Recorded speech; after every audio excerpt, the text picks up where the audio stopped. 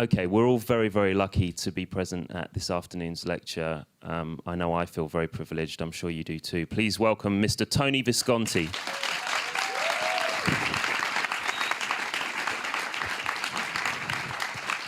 Thank you very much.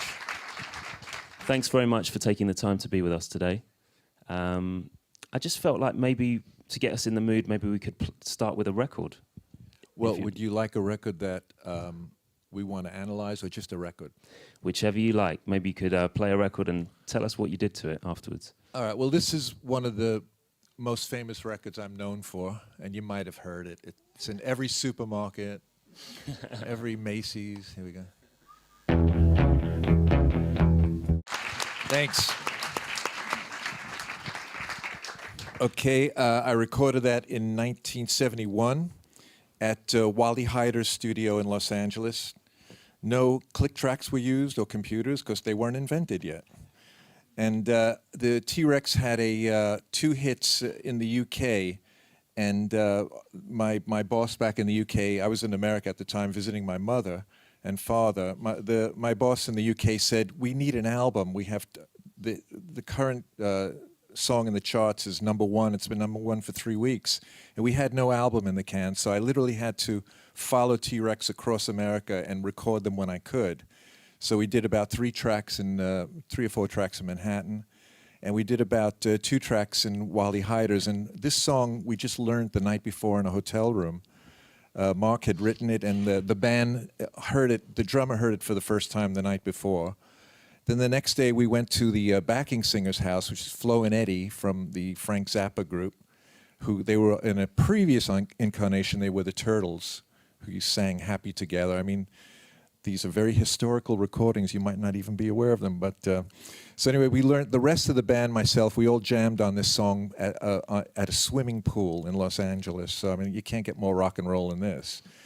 We went in that night to Wally Heider's and recorded the backing track.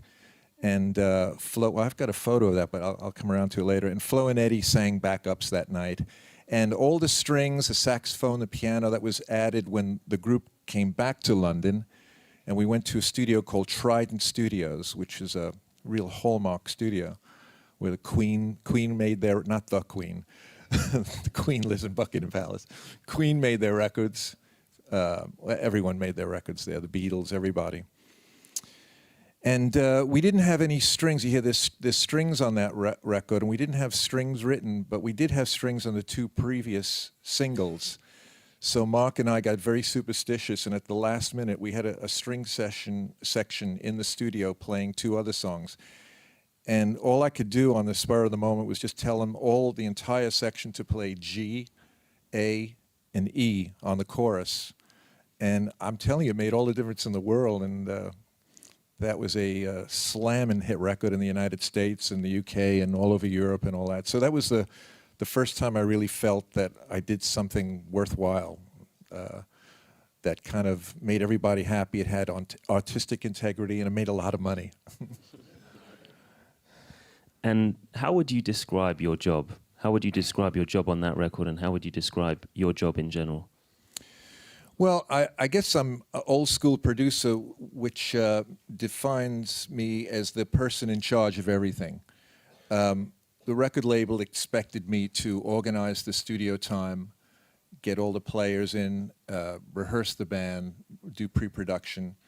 And then I worked very close with the band, though. I mean, I do what the label tells me to do, but I work with the band because I'm a fellow musician, and I know that musicians have dreams and they want to get their stuff down on tape, and that is not an easy thing when you have like a lot of people. You have to get everybody on the team on the same page.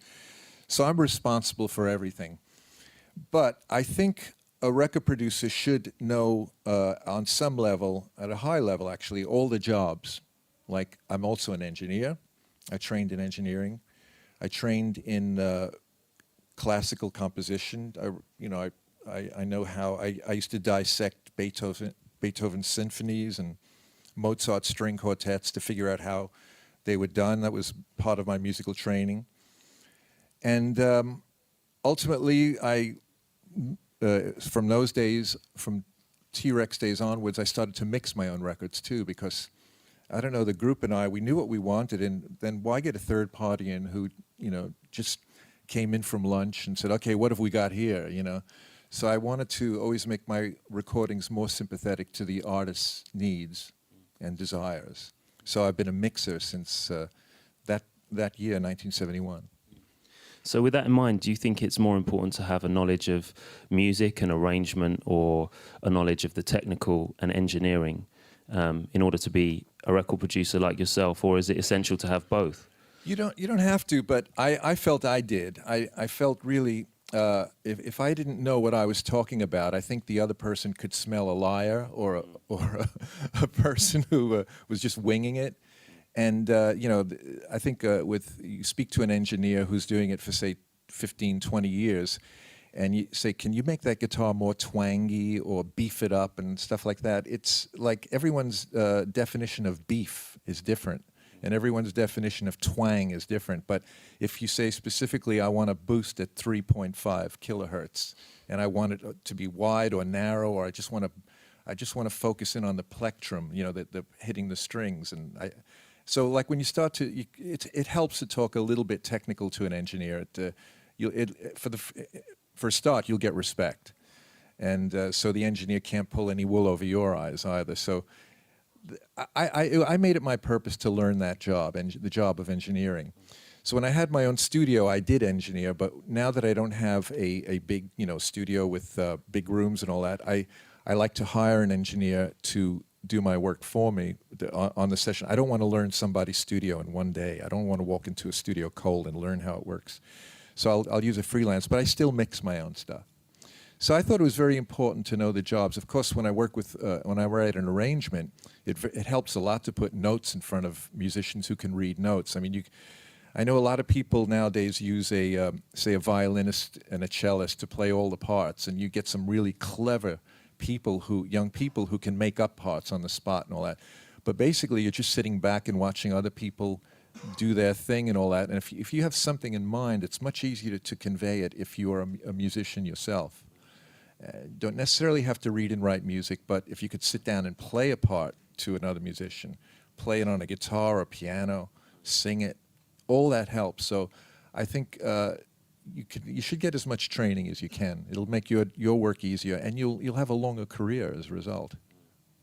And clearly you've played bass on some very famous records, and you've done some amazing string arranging.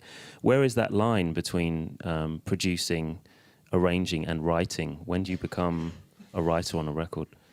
Well, for me, there's no line. But it depends who I'm working with. If it's someone like David Bowie, he really appreciates musicianship and other people, and he'll let other people shine, which is one of his gifts.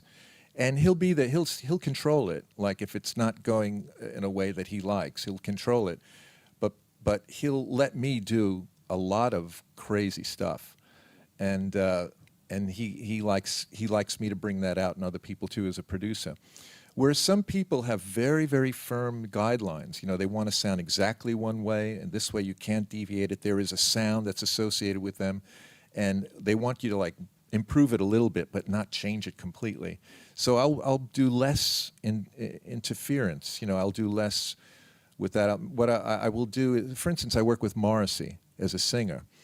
And he said, all I want you to tell me, when it was time for his vocals, he said, all I want you to tell me is to sing louder or quieter. I said, all right, fine. We'll start out from that bass. And as that was just for the vocals. He let me have my way with the band. I got the band to jump through hoops.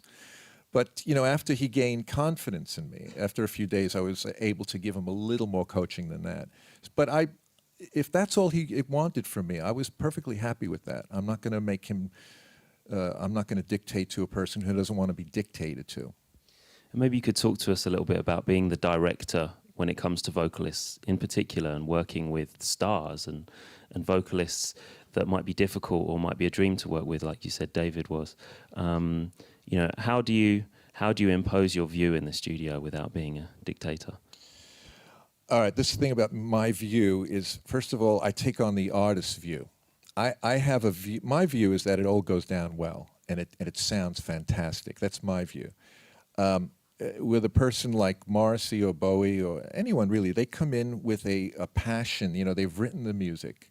This is in the case of that they've written. Most people I work with do write their own music. And they tell me what they want.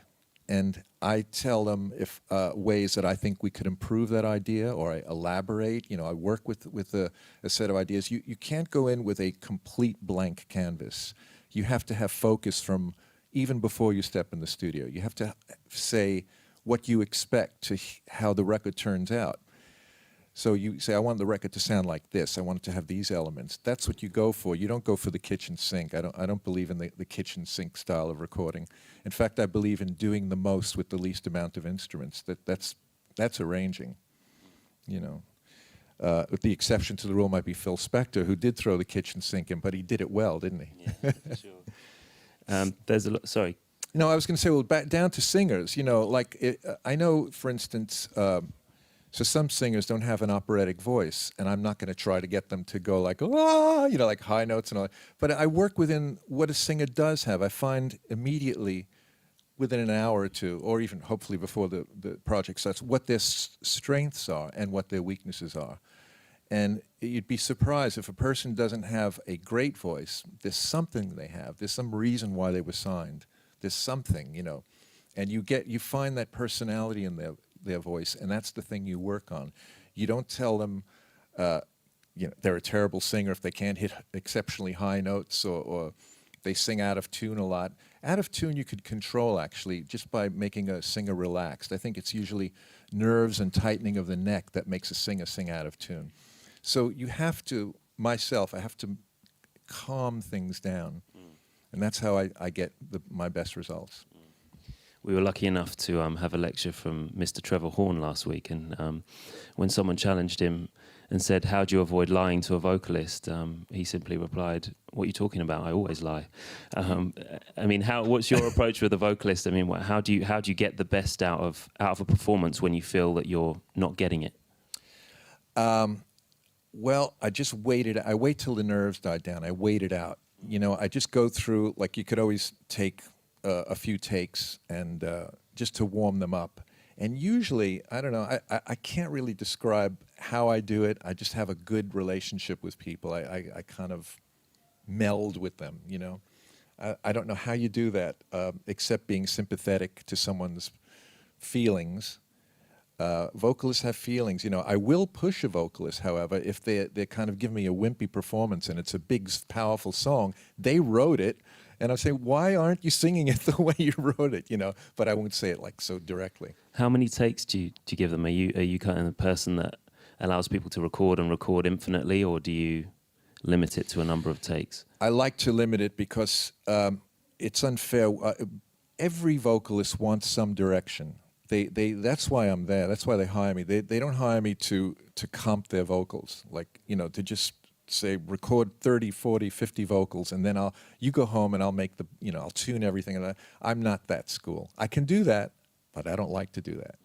I would rather work with a singer and have a great relationship with them, give them feedback, tell them they could sing the third verse over again, maybe change the melody, you know, improvise on the melody a bit. All that stuff is coaching, and that's what I've gained from years of experience. You know, like I've asked people to go and rewrite their choruses. You know, and that's something you have to have balls to do that, and you have to say it in a nice way, you know, because the chorus might go nowhere. But I don't know. I feel that if I don't say things like that, the buck stops with me. If I don't say things like that, nobody's going to say it, and then you'll be like riding on a crest of bullshit, you know.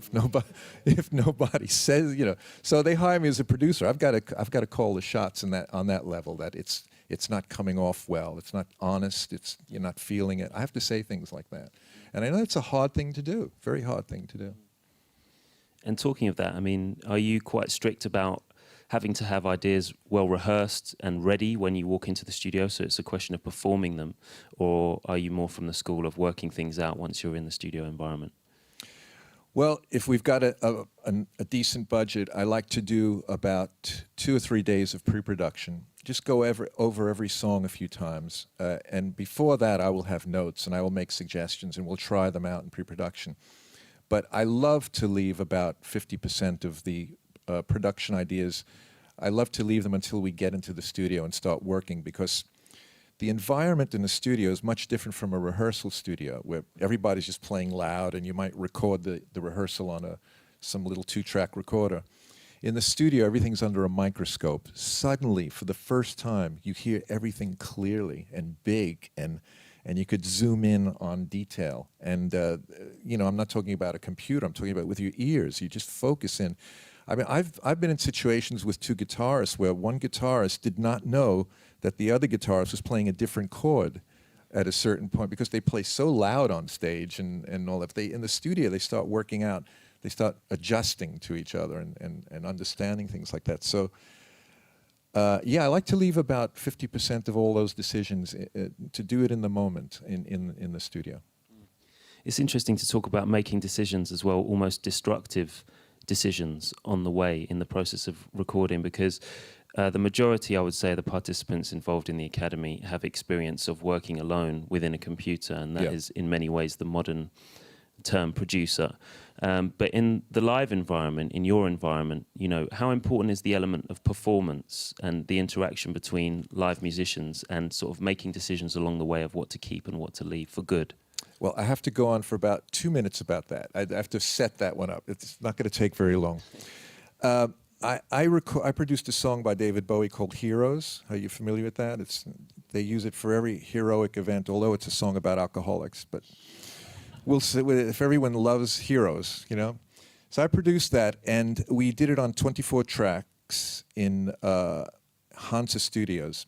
And we had, with all, I mean, it's a super production. You'll hear backing vocals and all kinds of instruments on it. We had 1 track left for the vocal. And talk about destructive recording. So he'd do a vocal, and we'd listen to it, and he'd say, I think I've got one better. And I'd say, well, you know, we can't keep that take. It was before digital recording. So he'd pull his socks up, he'd take a deep breath, and he'd go and do a better take than the one he did before. And that was it. It was gone. The vocal was gone. You know, the previous vocal was gone.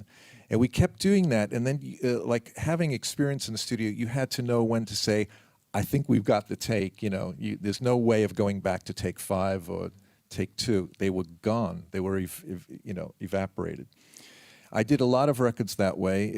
That's when you work as a team, as a producer, a coach, a singer, an artist, and everybody's on the same page, and everyone is just hyped up with adrenaline. This is such a good experience. I find this almost completely lacking in today's recording styles. So, and I do lecture students at NYU in New York, and I've been like scratching my head. How do we do this? Because we all know that we have playlists. We all know that we could save everything that's recorded now. And even, you know, the first groan on day 1 to the last scream on day 7, we can save all those things. What I think is that what we did by having the destructive recording is we knew that this was going to be an eternal recording. It was going to outlive us. This recording we were making is going to become tomorrow's history. Knowing that, you should really pump up your adrenaline, knowing that. It's just not about doing takes, and comping.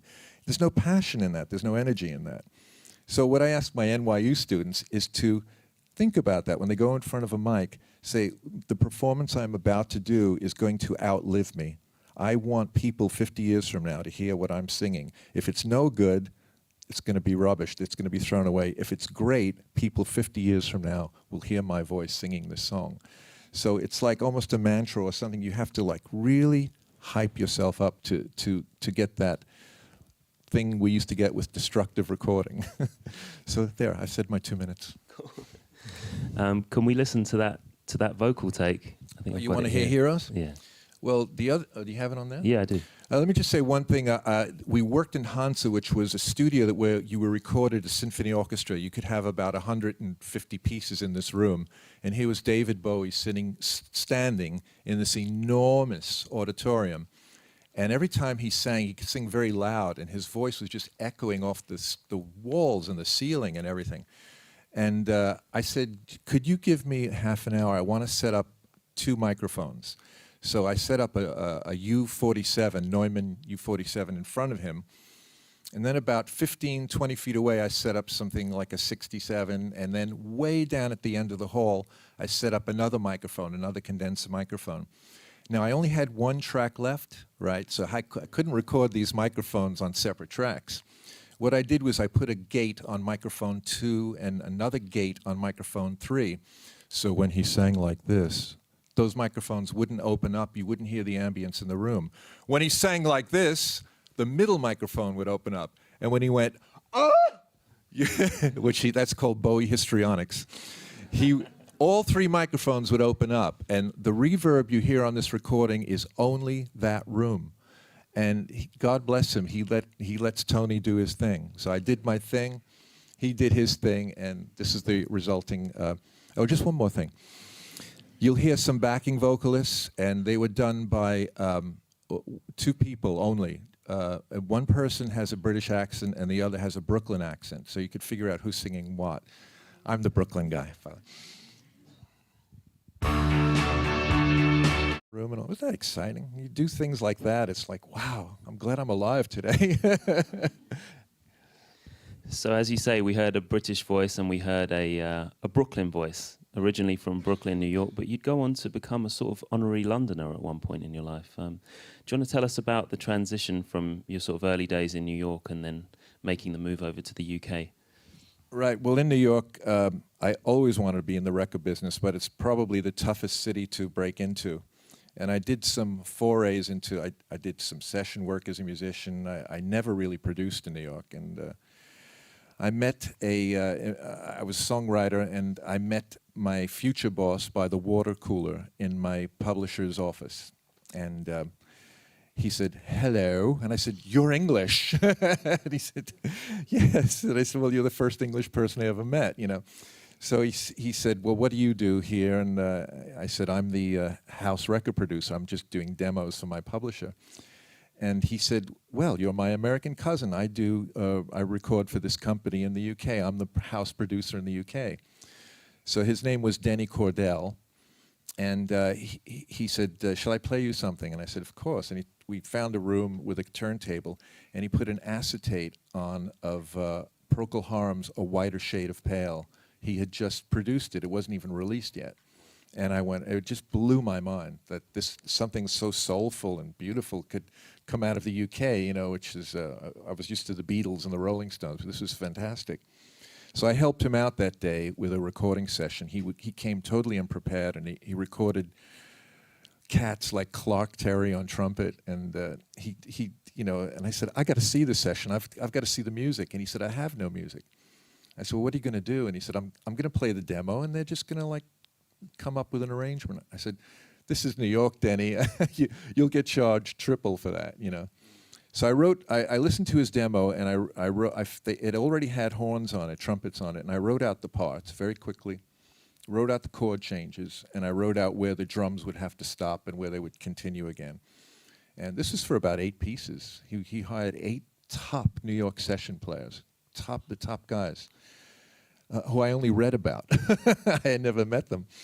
So we run down the street, we Xeroxed this one sheet of music, ran down the street, put it in front of Clark Terry, great trumpet player. And they looked it over, and they did a few run-throughs, and we got like take 3, it was done. It was done in 3 takes. I said, Denny, by the way, how do you do this in the UK? I mean, how do you do it? Like, you'd expect it to happen. And he says, well, everybody kind of saunters into the room. We roll a spliff. We listen to the music. I said, no, not New York in the 60s, you know. So like he expected those people to hang out like 8 to 10 hours to do this one song. So anyway, he looks at me with great admiration in his eyes, and he said, would you fancy working with me in the UK, in London? And I said, oh my God, you know, I pinched myself because like at that time, the pop music in New York and America basically was very bland, and the only real good stuff was coming out of the UK, like the Beatles, the Stones, and all that. So I jumped at the opportunity, and I had to beg my boss to let me go to learn how the Brits do it. And I was only going to stay for 6 months. And when I arrived, I was just working night and day. Like on his sessions, he would leave me with Procol Harum while they were making their album. He'd go off and produce somebody else. And I didn't even have that much experience, but I couldn't let this man down. He believed in me so much that I just did production 101. I mean, on the spot, and I got laughed at, ridiculed. You know, also the British have, you know, they take the piss.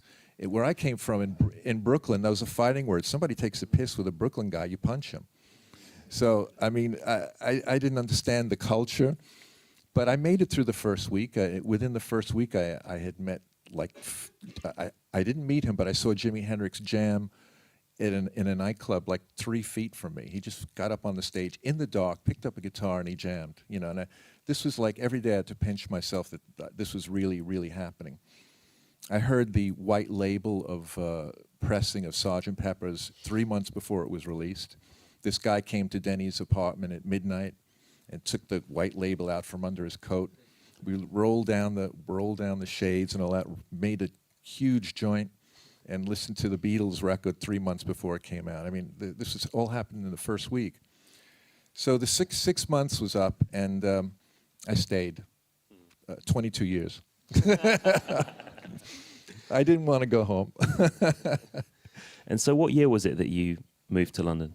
This would be 67. 67, okay. I just turned 22, and yeah, I stayed till 89. And you mentioned the Beatles a couple of times. You know, clearly you had a break and a sort of and a mentor production-wise, but did you have a production hero before? I can imagine the work of George Martin being quite influential. Well, yeah, George Martin was my hero, and I'll tell you why. Because I played in high school in a symphony orchestra. I played jazz. I played double bass, and I had some friends. We used to go to Greenwich Village and jam, you know. And I was a real steaming bass player too. I could play very fast and very hard. And I didn't know what I was. I played rock and roll on like at a church dance. I'd pick up a guitar and play Chuck Berry stuff and all that. And I didn't know what I was. I had to like kind of said, what should I be? Should I be a jazz guy? Should I be classical? Should I, you know, I took lessons on the bass and I could play, I think I played Schubert's First Symphony in the bass section. And then when I heard George Martin and the Beatles, I said, that's what I am. I'm George Martin, only I'm a kid from Brooklyn. That's the only difference, you know. So I have to work with people who need all these services, you know. They need an arranger, they need an engineer, they need a bass player, they need a backup singer, a tambourine player. I'm all those people. So I kind of found myself by going to the UK. And, you know, one of the greatest moments of my life was to actually meet George Martin. And then I met and worked with almost every Beatle. I worked with 3 Beatles except for John Lennon. And with John Lennon, I spent the most memorable night of my life. But, you know... Can you tell us about it? Sure, it's a very funny story, but it involves a lot of drug talk. I don't know if you guys want to hear it. I don't know if you're ready for the big time. No, I do not condone the use of drugs, but I've been straight edge now for 12 years. But I'll tell you this one very funny story. We're making Young Americans, and Bowie's very nervous. He phoned me up and he said, Lennon is coming to my room tonight, my suite. And I wish you would be there because I'm very, very nervous. I want you to buffer our meeting. That's the exact word he used. Could you buffer our meeting? Like an aspirin. So I arrive and I knock on the door and there's a lot of shuffling behind the door. And finally they said, who is it? And I said, it's Tony. And they thought I was the police because when I found out why, when I went in, there was a huge mountain of cocaine on the coffee table. I mean, this is the Himalayas. This is a peak in the Andes, right? This is a lot of damn cocaine, you know. So they're all chipping away and all that. And like if the police did raid, that would have been something you would have read about. You know, that would be a very, very big bust. So Bowie is very shy. He's still not talking to Lennon. He's sketching on a pad. He's avoiding eye contact with Lennon. And I said, I can't believe my luck. I've got John Lennon all to myself. So, what's the first chord on a Hard Day's Night? Could you tell me the thing? You know, that was like question one. I said, no, first of all, I said, do you mind if I ask you some questions? He said, no, go ahead, you know. So I asked him about 100 questions. And we got on really, really great and you know, chipping away at the mountain of cocaine, and the cognac was free-flowing and all that. That was the major drugs that fuel rock and roll. Anyone who tells you they didn't do this is a complete liar. But it was a 70s kind of thing, you know. So finally, John says, "Hey, David, do you have another one of those pads?" And David ripped it in half. And then John Lennon, of course, is a great artist himself. So this was amazing to see the two of them sketching each other. They were drawing sketches of each other and then ripping a page off and doing another sketch and all that. And this went on, you know, until about 10 a.m. Like it kind of ended kind of, what's the meaning of life, that kind of a talk. And we were all like, oh, I just want to go to bed. You know, I drank too much. I had too much Coke and all that. So that was like one of the best nights I ever had. I mean, I can't, this is 10 hours of conversation, you know, we had. I can't get into every detail, but it was a lot of fun. And he was a very open man. He was a very good man, you know, and you know, he didn't have to put on any airs. This guy, you know, one of the biggest stars that ever lived, and he could have been a real asshole, but... So clearly the Beatles are huge influence. I mean, what was it about George Martin's production that that unlocked the door for you in your mind that said, I can do that, I can be a record producer and I want to do what he does? Two records. I mean, the Beatles, up until Revolver, pretty much made pop songs, but then on Revolver, they made songs that just took you into an inner world, you know, like they were using LSD, acid, and they made no, you know, they didn't hide that fact. And in fact, the artwork kind of, if you look at the cover of Revolver, it says like, take drugs, drop acid, listen to me on acid. So I did. And my God, it was like, you know, they call it Revolver, the record. So when it got to, you know, records used to have two sides. Oh, you know that, the vinyls. So it got to the second side, and John Lennon would chant, in the beginning, and I was on acid, so I would just flip it over and play the beginning. And I realized I had done that about 50 times until I came down in the morning. I said, I better stop listening to this damn record, you know. And of course, I was like hallucinating like mad. Oh boy, those days were great, weren't they? So anyway, this album, when a Revolver, I said, there's something going on besides the four Beatles. There's somebody else, and that was George Martin. And he was the one who was translating. I mean, they must have been effed up in the studio. They must have really been crazy. And somebody kept it all together, and that was George Martin. And also when you heard a song like, so it was kind of that album and a single called Strawberry Fields Forever, which I said, again, that just can't be the Beatles. Somebody else is involved. And also Eleanor Rigby. It was probably one of the most beautiful string arrangements ever written, and that's all George Martin. You know, that's all down to him. Phones off, please. That would be great. How did they know I was here? Can we listen to it? Do you want to listen to a little bit of Eleanor Rigby? Maybe just a snippet you must to have kind heard of. all these, but Of course, but you know, when you listen with different ears and you're listening to the arrangement, it's good to hear it. Respect. Respect. So, I mean, apart of course from the amazing songwriting of Lennon and McCartney, you know, when you analyse that record or you analysed it with your early producer head on, which part of that is the Beatles and which part of that is George Martin? Well, you know, the Beatles are most likely responsible for their vocal arrangement, and they were blessed with 4 lead singers in the group. You rarely find that nowadays, but the arrangement is definitely that's the George Martin side. That's the obvious. This is the most obvious example of who the Beatles are. You know, and of course the great song was written by Paul McCartney on I believe a piano. He's very versatile. I've worked with him. He's extremely versatile. Never makes a mistake. That's sickening. He never makes a mistake. I did a session with him. He played for 3 hours and never made a mistake. It just got better and better. But anyway, that's an example of how I see a producer and a group working, and that was the model. That's the way I modeled my own career. So I'm still laughing about the John Lennon story. Okay, so back to you as a producer.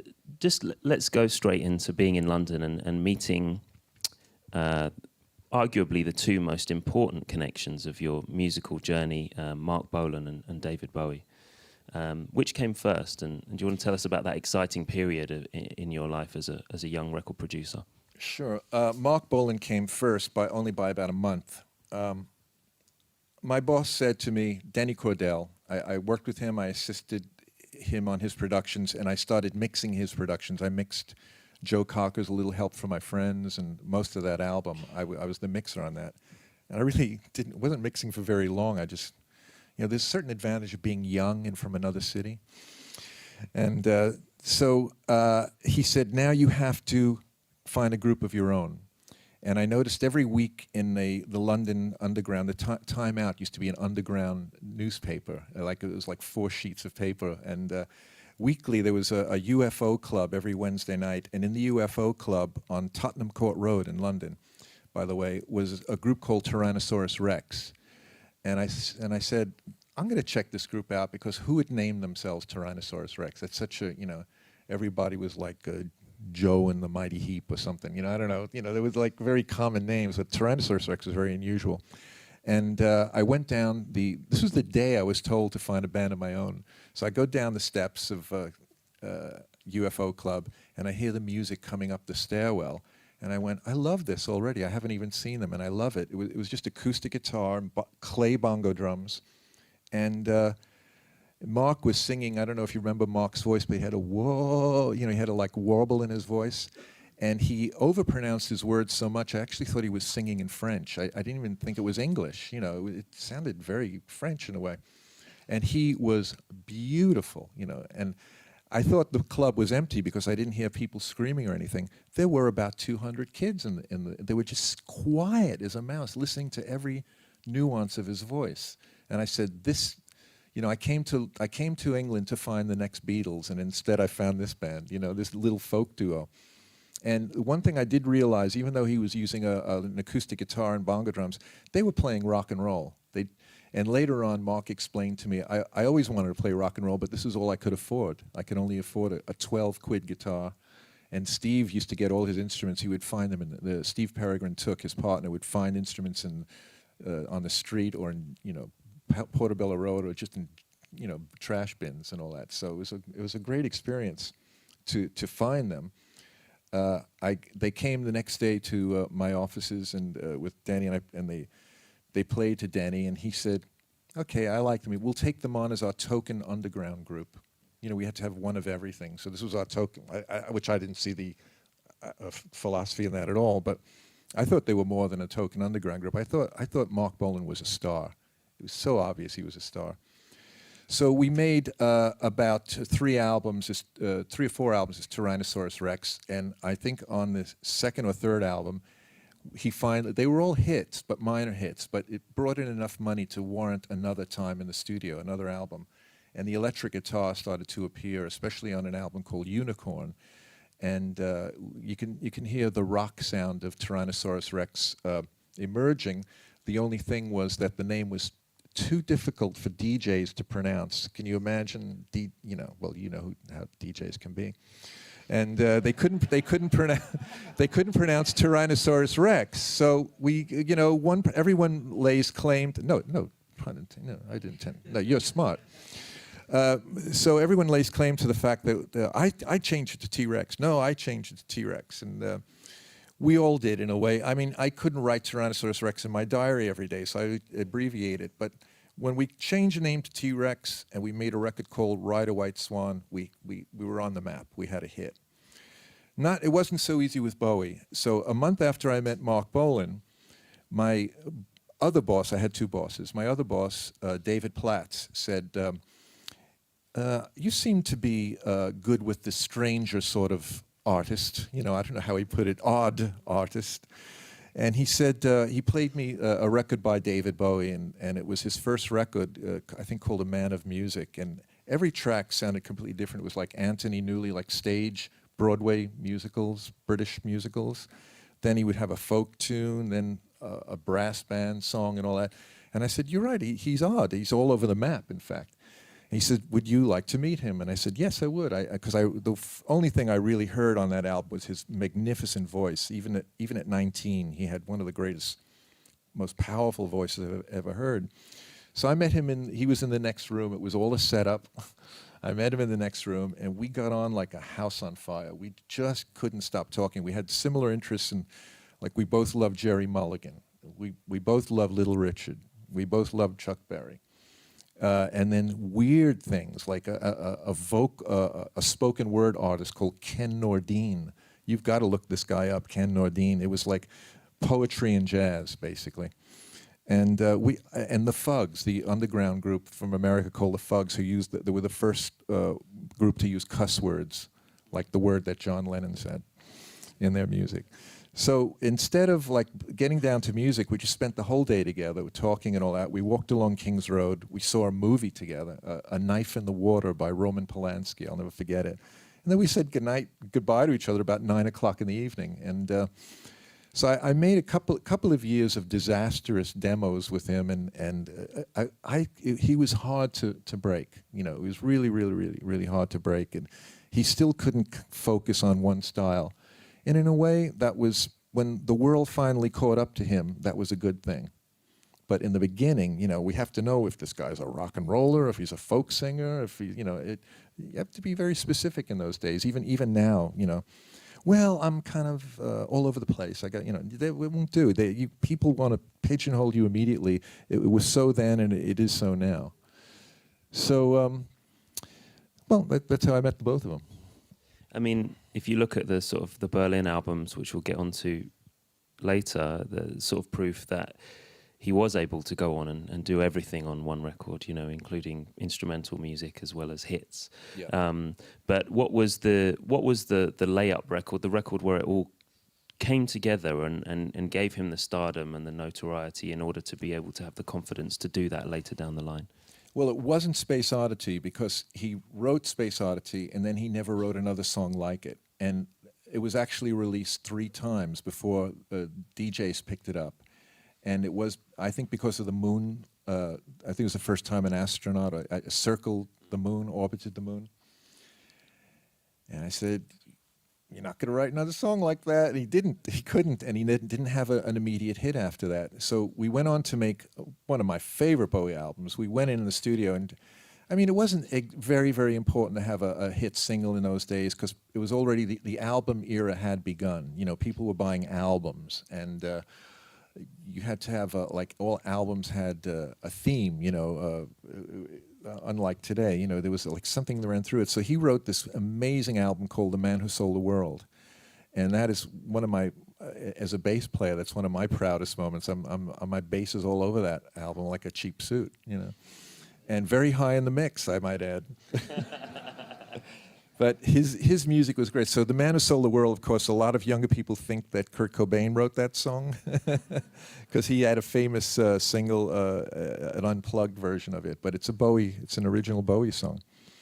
And like on that record alone, I played 3 basses. I played a bowed bass, a plucked bass, and I double tracked it with I borrowed an 8-string bass from a music store, a Hogstrom, like a 12-string guitar.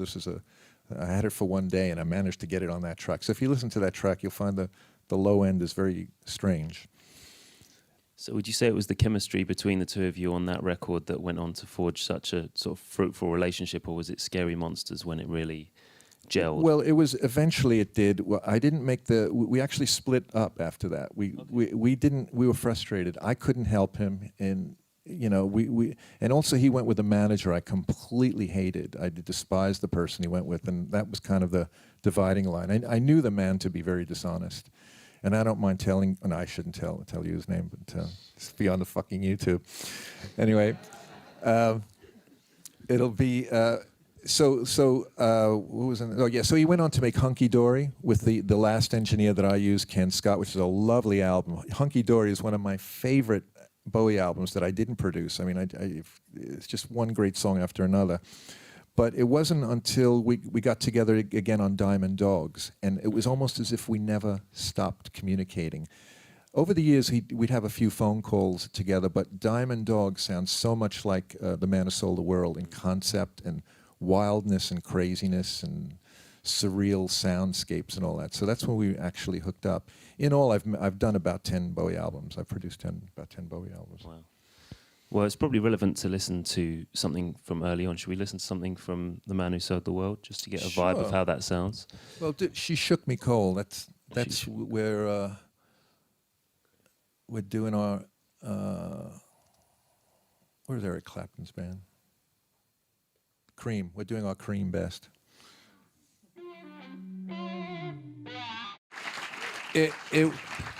Thank you very much. It was the guitarist Mick Ronson, who we just started to work with. He got me to turn up my, first of all, to buy a Marshall. Was it a Marshall? I don't know. But it was a 200-watt head on my bass amp. And I was playing through 4 15-inch speakers, which was amazing in those days. And he said, just turn it up and play loud. And he was the kind of 11 guitars. He would turn everything up to 11. So Mick was really responsible for turning us into rock and rollers. So if we fast forward a little bit to Scary Monsters, which is, I know, a record that you love. I love it. I love it. And why do you love it so much? And tell us about the memories of making that record. Well, we had a standing joke. David and I said, every time we went into the studio, we said, this will be our Sgt. Pepper's, because, Sgt. Pepper's was like the best Beatles album, or the most produced, or the trickiest and all that. And then after about 2 or 3 albums, we just made a joke, We just say, okay, this will be our Sgt. Pepper's. And so we went in with Scary Monsters with the same joke, and you know what? It turned out really great, and the critics went nuts over it. It was, artists copied us. It started the New Romantic movement in London. It was just a breakthrough record on many, many levels. And it was kind of the 3 Berlin albums set that up. We learned a lot from those 3 Berlin albums. And we made this, Scary Monsters. And I'm really, every track is just, I love it. I can say that I got everything done. I got everything done that was in our heads. I got it. So here's a song that we were going to throw out. We were on the last day, we were mixing actually. And he said, I can't finish this song. And I said, you're crazy. It's such a great backing track. I'll play you an earlier form of it, because he wrote it with his rhythm section, Carlos Alomar, George Murray, and Dennis Davis. They jammed on this song in Jamaica. So until he wrote the lyrics, I sent him home to write the lyrics. They called the song Jamaica. So the hook was like, Jamaica.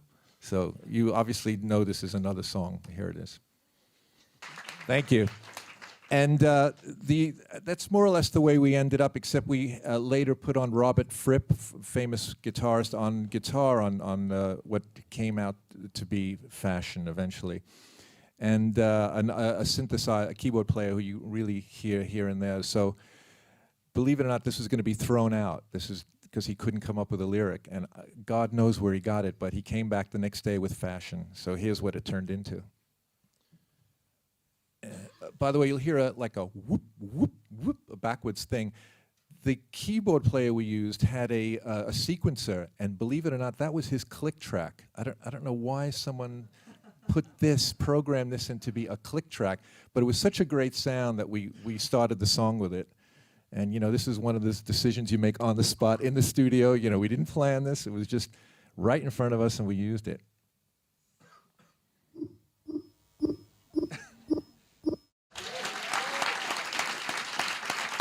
Thank you. That amazing guitar solo was Fripp on over 3 tracks.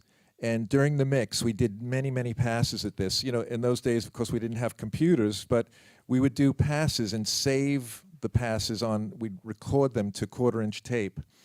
And if you look at the actual mix of Fashion, you'll find there's about 16 to 20 edits in it, because all those bits were done separately and then edited in. So the solo was, David sat at the 3 mute buttons on my console, and he would press it like Robert Fripp would play one thing, and he'd slam down, and it would switch over to the next track that Robert Fripp played. So even the mixing, the selection of those 3 of those solos was random. It was just like, let's try this, let's try this, let's try this. And it's kind of what, it was quite modern for its time. And then I was always recording these passes on the stereo mixtape. So, I mean, there's a lot of adventure in that recording, a lot of seat of your pants stuff. And also, it's the first time, Dennis Davis asked to play to a beatbox. So he got out a Roland, and you could actually hear it in there. And I thought it was unusual, because nobody could keep time like Dennis Davis. I have checked him out. He'll start at 120 BPM, and he'll end the song at 120 BPM. He's just so good. But he's a lovely, nutty guy, and he played to the beatbox. He just played, he played around it, and that's all his kick drum and all that. But and I reduced the beatbox to a very narrow mid-range frequency, so it's in there for the fake maracas and the fake claves and all that. But the bulk of it's Dennis Davis just having lots and lots of fun. And we recorded that song about 4 months before we did the final mix, so nobody knew what they were playing. Nobody knew it was going to be fashion. It was just a jam on Jamaica and a beatbox. Now, the reason I thought it'd be cool to play those two examples is because Man Who Sold the World came out in 1970, right? Around there. And the record we just heard was from 1980. And in that sort of decade, obviously, there's a very important trilogy of records that Bowie fans around the world love and very influential, which we must talk about. But I think the way that we'll end up there is maybe by talking about the technology, which I know you love to geek out about gear and tech stuff. And in that decade alone, it changed quite dramatically. So I know you've got some photos. Maybe we could talk through the timeline of your studio life in London and the UK, because my first studio. That was the tape recorder on the left belonged to my father. I appropriated it to myself. He lost it, and it was mine. And then I got a stereo Panasonic tape recorder, which had this thing called cell sync, so you could record on, say, track 1, play it back, and record on track 2. So I went from this machine, I would record my basic track, and then I might have a drummer in my apartment and musicians, and we'd bounce that over to track 1 of the Panasonic, and then add a guitar as the bounce is going. So you had 2 or 3 musicians on the first pass, and on the second pass, I'm adding something live. Les Paul started that way until that clever man, invented the 8-track. So then on the second track, on track 2, I would add another instrument or a vocal, listening to the whole track on that, and then I would bounce both tracks back to this mono machine again, and go on until the recordings just crapped out and it was extremely lo-fi. But I try to reach the point just before it came lo-fi. So it was the demos that I made on these 2 machines got me my publishing deal and got me eventually. I became a record producer because of this setup. This is a long time ago, and this little thing that you could see here. It's a 3 inputs mixer my friend built. There's just 3 guitar jacks stuck in there, and it was a passive mixer. But it worked because I would put the 2 tracks of this machine into that mixer, and then a third track would be a microphone, and I'd bounce all that back to that machine. So that's how I started out, humble beginnings. One incredible thing was my friend Bruce, who lived around the corner, took me to Atlantic Records and showed me, this is where they made those great, some of the, Aretha records. That's the Atlantic Records console. It's just 3 meters. They used to record directly to tape. In those days, the tape machines had mic inputs. So you buy an 8-track, here's an 8-track. There's an 8-track Ampex tape recorder. They had mic inputs. So like on an Aretha Franklin, which I heard recorded on that machine in that studio, Tommy Cogbill on bass, his microphone would be plugged right into one of those channels, and they would use the volumes in the front as an attenuator. Her microphone was plugged directly into another track. Her piano was plugged directly into another track. The drums were always recorded on one track. And Tommy Dowd put a microphone up years ago, like in the 50s, or early 60s, 50s, and you must not touch that mic. And the kick drum has to be right where he says you put it and all that. And if you listen to Respect, which was recorded in the studio, it sounds fantastic, and the drum sound is great, the bass sound is great. So it's direct to tape, bypassing any console. They didn't have fancy preamps that we have now. So I got to hang out in that studio a little bit, and I actually had the balls to tell Arif Mardin that he wanted to know what was wrong with one of his. He did the score to You Make Me Feel Like a Natural Woman, recorded in that studio. And he came in on a playback. I was supposed to keep quiet. I was sitting in the back of the studio. And he said, something's wrong with it. I can't put my finger on it. So I went to my friend Bruce Turgeson, and I whispered in his ear, the French horns are out of tune. So Bruce turns around and goes, "Hey, my friend Tony says the French horns are out of tune," you know. And I thought I was going to be like thrown out the window. But Arif was a lovely, kind man. He said, he's absolutely right. I'll ask them to tune up. And like, I feel like in some small way I contributed to that. So every time you hear the dun, da, da, dun, dun, dun, dun, the French horns, I told them that they were out of tune. Did you get to meet Ahmet Ertegun? Yes, I did in later years. I mean, he was... it was very hard not to meet Ahmet Ertegun. He was in New York. He was the man. You know, he was like everywhere. So from that, I went to humble beginnings. I'll just go. Well, then I had home studios that, of course, were based on tape. So there's another one of my home studios. So I made a patch bay out of plywood. I believe in the direct approach. And I had a 4-track TIAC, a 2-track Revox. The Revox in the 70s, if you were a professional, you owned a Revox machine, and you could actually bring your master or a copy master home and listen to the analog tape at any speed, like at 15 IPS. And then I had an 8-track Tascam. So I did some crazy demos in this, but they were just demos to work out. I owned a studio, and this is my control room. This is where we mixed fashion. That's a Trident TSM console. All the EQ is on faders. This section here is the EQ section right here.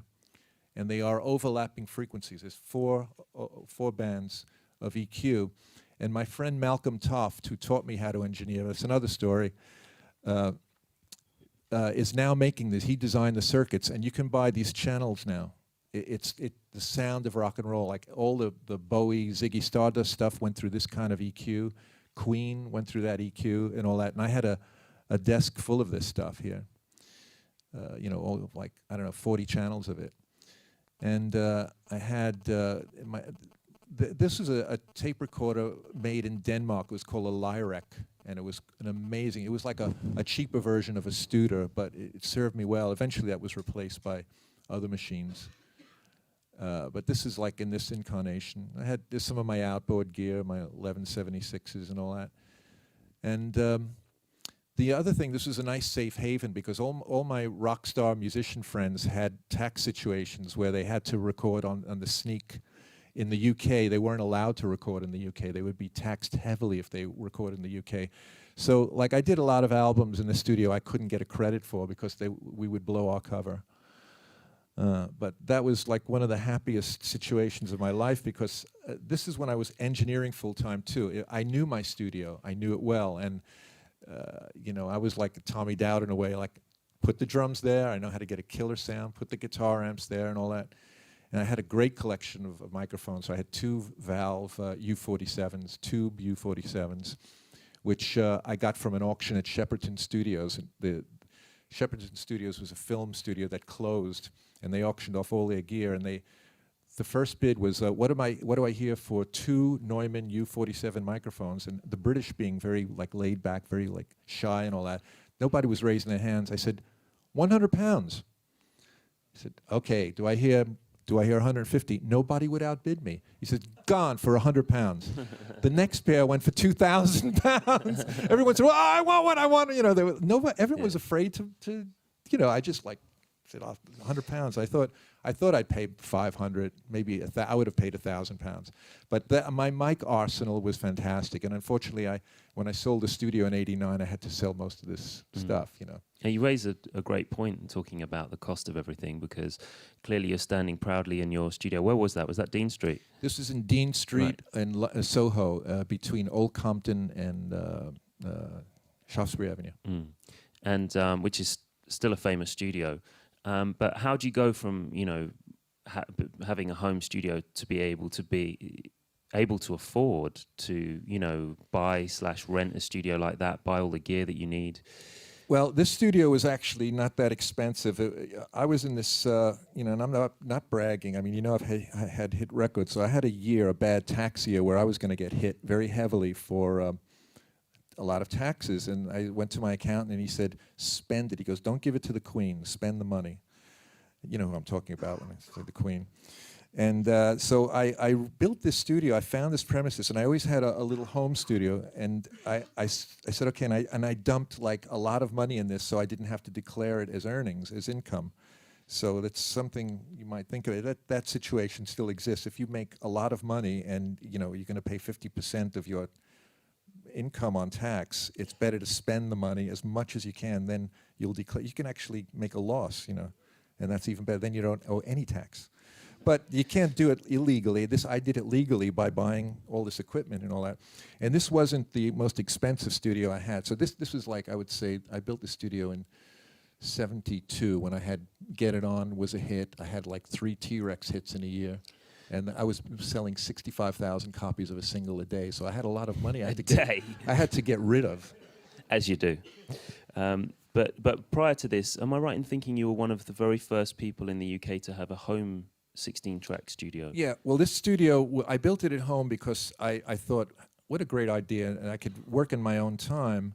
And I built a studio in a terraced house in Melrose Terrace in Shepherd's Bush. And I used an earlier Trident desk there. Let's see. I grew a beard. And let's see. Where is that little studio? Oh, here it is. It's a shame you can't see the reds, but it's a very colorful photo. There's 2 Revoxes. There's a Trident B range on the left. The Trident B ranges they're so in use all over the world. It's a really valued sound. And the Moog synthesizer on the right. So that was my home studio, and it was 16-track. And I had barely finished building it when I got a call from Bowie, and he said, I'm making a new album. It's called, it wasn't actually called Diamond Dogs, but it became Diamond Dogs. And he said, I can't get a decent mix all over town. I've tried every engineer, every studio. And I said, well, I'm just building one. Why don't you try mine? He showed up in an hour. And all I had was, instead of chairs, I had carpenter's horses where you saw wood. Those. So we did the first night's work sitting on carpenter horses. And it wasn't a day where you always had a camera ready or a cell phone ready to take a picture. I would have loved to have had a picture of David Bowie and myself sitting on a pair of wooden, carpenter's horses mixing Diamond Dogs. And he went home with the mix in his hand and called me at 5 in the morning. I was already asleep, but he called me at 5 in the morning. He says, let's do it at your place. It's great sound. And the next day, a moving van pulled up, and out came an entire dining room set with tables and chairs, glasses, corkscrew, and 2 seats to mix at. And I wasn't even living in the house yet. My family was yet to move in. It was a very generous gesture, and every night we would just order a meal, and we'd go into the studio and eat a meal together, and then go back and mix. So that was my first foray. But it was after this that I really needed to, get a bigger place, and that's when I moved to the other place. And I ended up getting the 9th SSL in the world at the other place. And I don't have a picture of the SSL console, but it was an E-series, and it was a 48-channel SSL. I went 48-track then. And that was the most expensive studio I ever bought. And that's when it got scary. I finally found myself in the studio business, and, especially that kind of a studio where I needed 10 staff to help me run it. Had 3 engineers, 2 assistants, administration people, and I was running a record label as well. And so I was mainly my own client, and I could charge, because I had a very rare desk, an SSL, I could charge £2,000 a day. And I was getting it for a while, for about a brief period, about 2-year period. And then suddenly everyone said, well, you buy an SSL and it's money in the bank. All of a sudden there was a glut of SSLs in London, and the prices, like in the beginning I was charging £2,000 a day, it went down to £500 a day. But still it wasn't bad in the 70s. But my desk was mortgaged. I had to pay the bank. I couldn't afford £1 million desk. But I made it work. It was great. As I said, if I was the client, my own client, I could fill it up full of rock stars and have a great time. Another piece of kit that you were famously the first person to have was something called the Harmonizer. Yes. Tell us about when you discovered that toy. Well, it was in the... again, I was always kind of cutting edge when it came to gear. If something came out, I had to have it. And this was the beginning of the digital era when they were, we used to make slapback echo with a tape machine. Somebody was in charge of starting that machine, turning the reel over to get the slapback. And suddenly this company from, I believe, California called Eventide put out digital delays. And it was incomprehensible how it worked. Like you'd put sound in there, there's nothing moving, and it would flap out, a couple of milliseconds later, and this was a miracle. So I bought it. I bought the Digidesign digital delay. At the end, and you could also freeze. You could sample a sound momentarily. So at the end of the Diamond Dogs, there's a song called Big Brother, and you could hear the word repeated over and over again, bruh, bruh, bruh, bruh, bruh, and it fades out. That's how the album ends. What I did was I tried to put the entire word brother in there, but because the computers weren't what they are now, and memory wasn't what it is now, I could only get bruh in it. Still, it was very cool. So if you listen to the end of that, it should have been brother, brother, brother, brother, brother, like that. So the other thing I bought, they came out with this thing called a harmonizer, which you probably all know what it is by now. But for the first time in the history of recording, or the history of the world, well, let's say recording, you could change the pitch of something without slowing the speed or raising the speed of the tape. And of course, if you raise the speed of the tape, you also raise the tempo or lower the tempo just to get to drop the pitch, And some singers needed to do that. I mean, there were many reasons why you did that, but ideally you wanted to stay in the actual tempo of the song. And the harmonizer can do that without it changing it. Like you just put a note C in and you just raise the knob until the C becomes an F. It's just child's play. But I noticed it did other things. So I had it for about a month, and I tested every sound I had from my mixtapes and all that. And what it did to a snare drum was just incredible. It kind of dropped the pitch, and then with the feedback knob, I would feed back the drop pitch, so the pitch would continue to drop. And I get a phone call from David and Brian Eno, and they said, we're going to do an experimental album in France, in Château d'Hérouville in France. And they said, what can you bring to the table? We want to be far out, man. We want to go as far as we can. I said, I've got a harmonizer. They go, great, what does it do? And I said this spontaneously. I said, well, and I knew they would love this. I said, it fucks with the fabric of time. And at the other end of the phone, I heard them go, woo-wee! So it was great. It was absolutely great. I'm sure this is going to go on the Red Bull site. Oh, don't worry, we've heard worse. All these fucks. Yeah, it's all good. So anyway, I got the gig anyway, but I brought the harmonizer there, and we did use it on the drums, and it was so strange at first. I was recording the output of the harmonizer on track 24, and David said, let's just keep it quiet until later. We weren't sure we were going to use it, but we used it, and I got more letters and phone calls from producers saying, how did you do that? And did you tell them? No. This brings us neatly onto, 3 massively influential records, often referred to as the Berlin Trilogy, that you worked on with David and Brian Eno. Can you set the scene, before we get into it, can you set the scene of what the music kind of landscape was like at the time? Because obviously electronics started to figure very heavily on this record, and, David moved to Berlin. Was that a musical mission that he decided to go there to sort of get inspiration, or was it just a lifestyle thing that he wanted to change his environment? It was initially a lifestyle change. He wanted to escape. I think the way he tells it, he was all messed up and with the wrong people in LA, and he moved to Berlin, probably one of the furthest places you can go and avoid, the rock and roll scene, which of course now it's completely different, but it's because of David. Berlin is such a great open city to rock and music, But there were some heroes of his, Tangerine Dream, Edgar Frost, I don't know, I can't say his name too well, and Kraftwerk. Kraftwerk, of course, came from, I think, Cologne. I don't think they came from Berlin, but we loved those 2 bands, and Kraftwerk, for the pristine, precise recording. The Autobahn record they made was the first one, but then the Showroom Dummies and the I forget the name of the album, but we loved that sound. I think they're from Berlin, right? No, they weren't from Berlin. Dusseldorf. Dusseldorf. They recorded in Hansa, though, right? Is that right? No, they recorded in Connie Plank Studios, right? Okay. Kling Klang Kling Studios. Klang. Cannes are from Cologne. Yeah. Yeah. But yeah, there's a big German influence, and it came out, especially in Heroes. That's where the German influence came out. You know. Yeah. And so the first record that you made was a record called Low, which was actually recorded in France. Am I right? Yes, but we finished it in Germany. Mm. We should definitely play one song from each of these three records because they're so significant. Well, if you want to hear that, especially that snare drum sound too, put "Be My Wife." It's pretty stark, this one.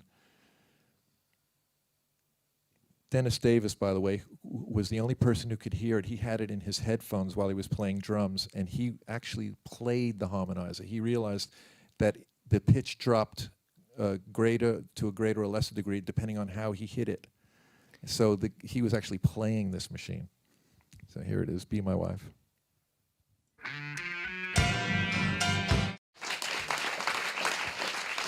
Thank you.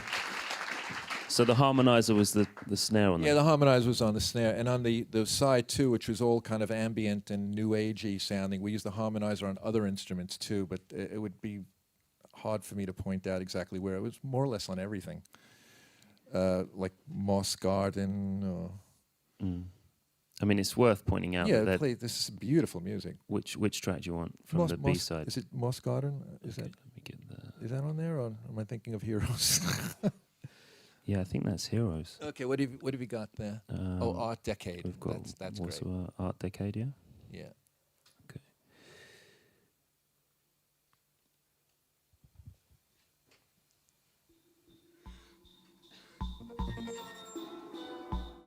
Certainly, thank you.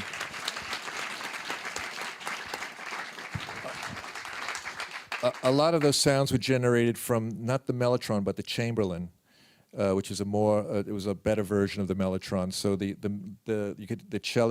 cellos in there were from keyboard, the Chamberlin, actually sampled cellos, and all those dropping things was Brian Eno on the little synthy, the EMS synthy. It's like a synthesizer in a suitcase.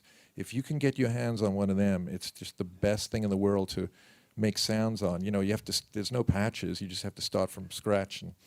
But you can do all sorts of things. You could put a guitar or something in the input and process any instrument or a voice or drum kit with filters. So it was the beginning of all that. Started with this peculiar keyboard, and then a lot of those like strange sounds was just David scraping an E string on a guitar and heavy echo chamber like that, and put through the harmonizer and all that. Harmonizer makes everything sound like it's from another planet. Yeah. And talking of your relationship with Brian Eno, obviously he's closely associated with electronic and ambient music. Yes. Does it frustrate you, though, that often people associate him so closely with these three records that they mistakenly think he produced them? Well, of course, he should be associated with him. He was a composer on a lot of the songs, and he's a great producer, but I produced it. Yeah. And that's the fact. I think it's journalists who are, like, they kind of look for, who don't bother to read the credits, like David Bowie, Brian Eno. Okay, I'll just put those names up, and Tony Visconti is just an afterthought. So over the years, like, Brian Eno has gotten some credit for producing these three tracks, these three albums, but he's always gone down on record saying it was me, it was Tony, and they was very, very kind about putting the record straight. But I mean, and so probably if you do a web search now, I think pretty much the Brian Eno references are very, very, very, very way down on the list, But I love the man. I enjoyed working with him so much. He taught me a lot. And paint the picture for us at the time about the chemistry between the three of you, because what came out was pretty radical, and also I've heard you describing the making of that album as pretty miserable at the best of times. Why was that? Well, we booked the studio at the last minute, and it was in France, and it was the month of August, and most Europeans go on holiday in August, take the entire month off, and the French were not going to stay behind for us. They were going to go on their holiday.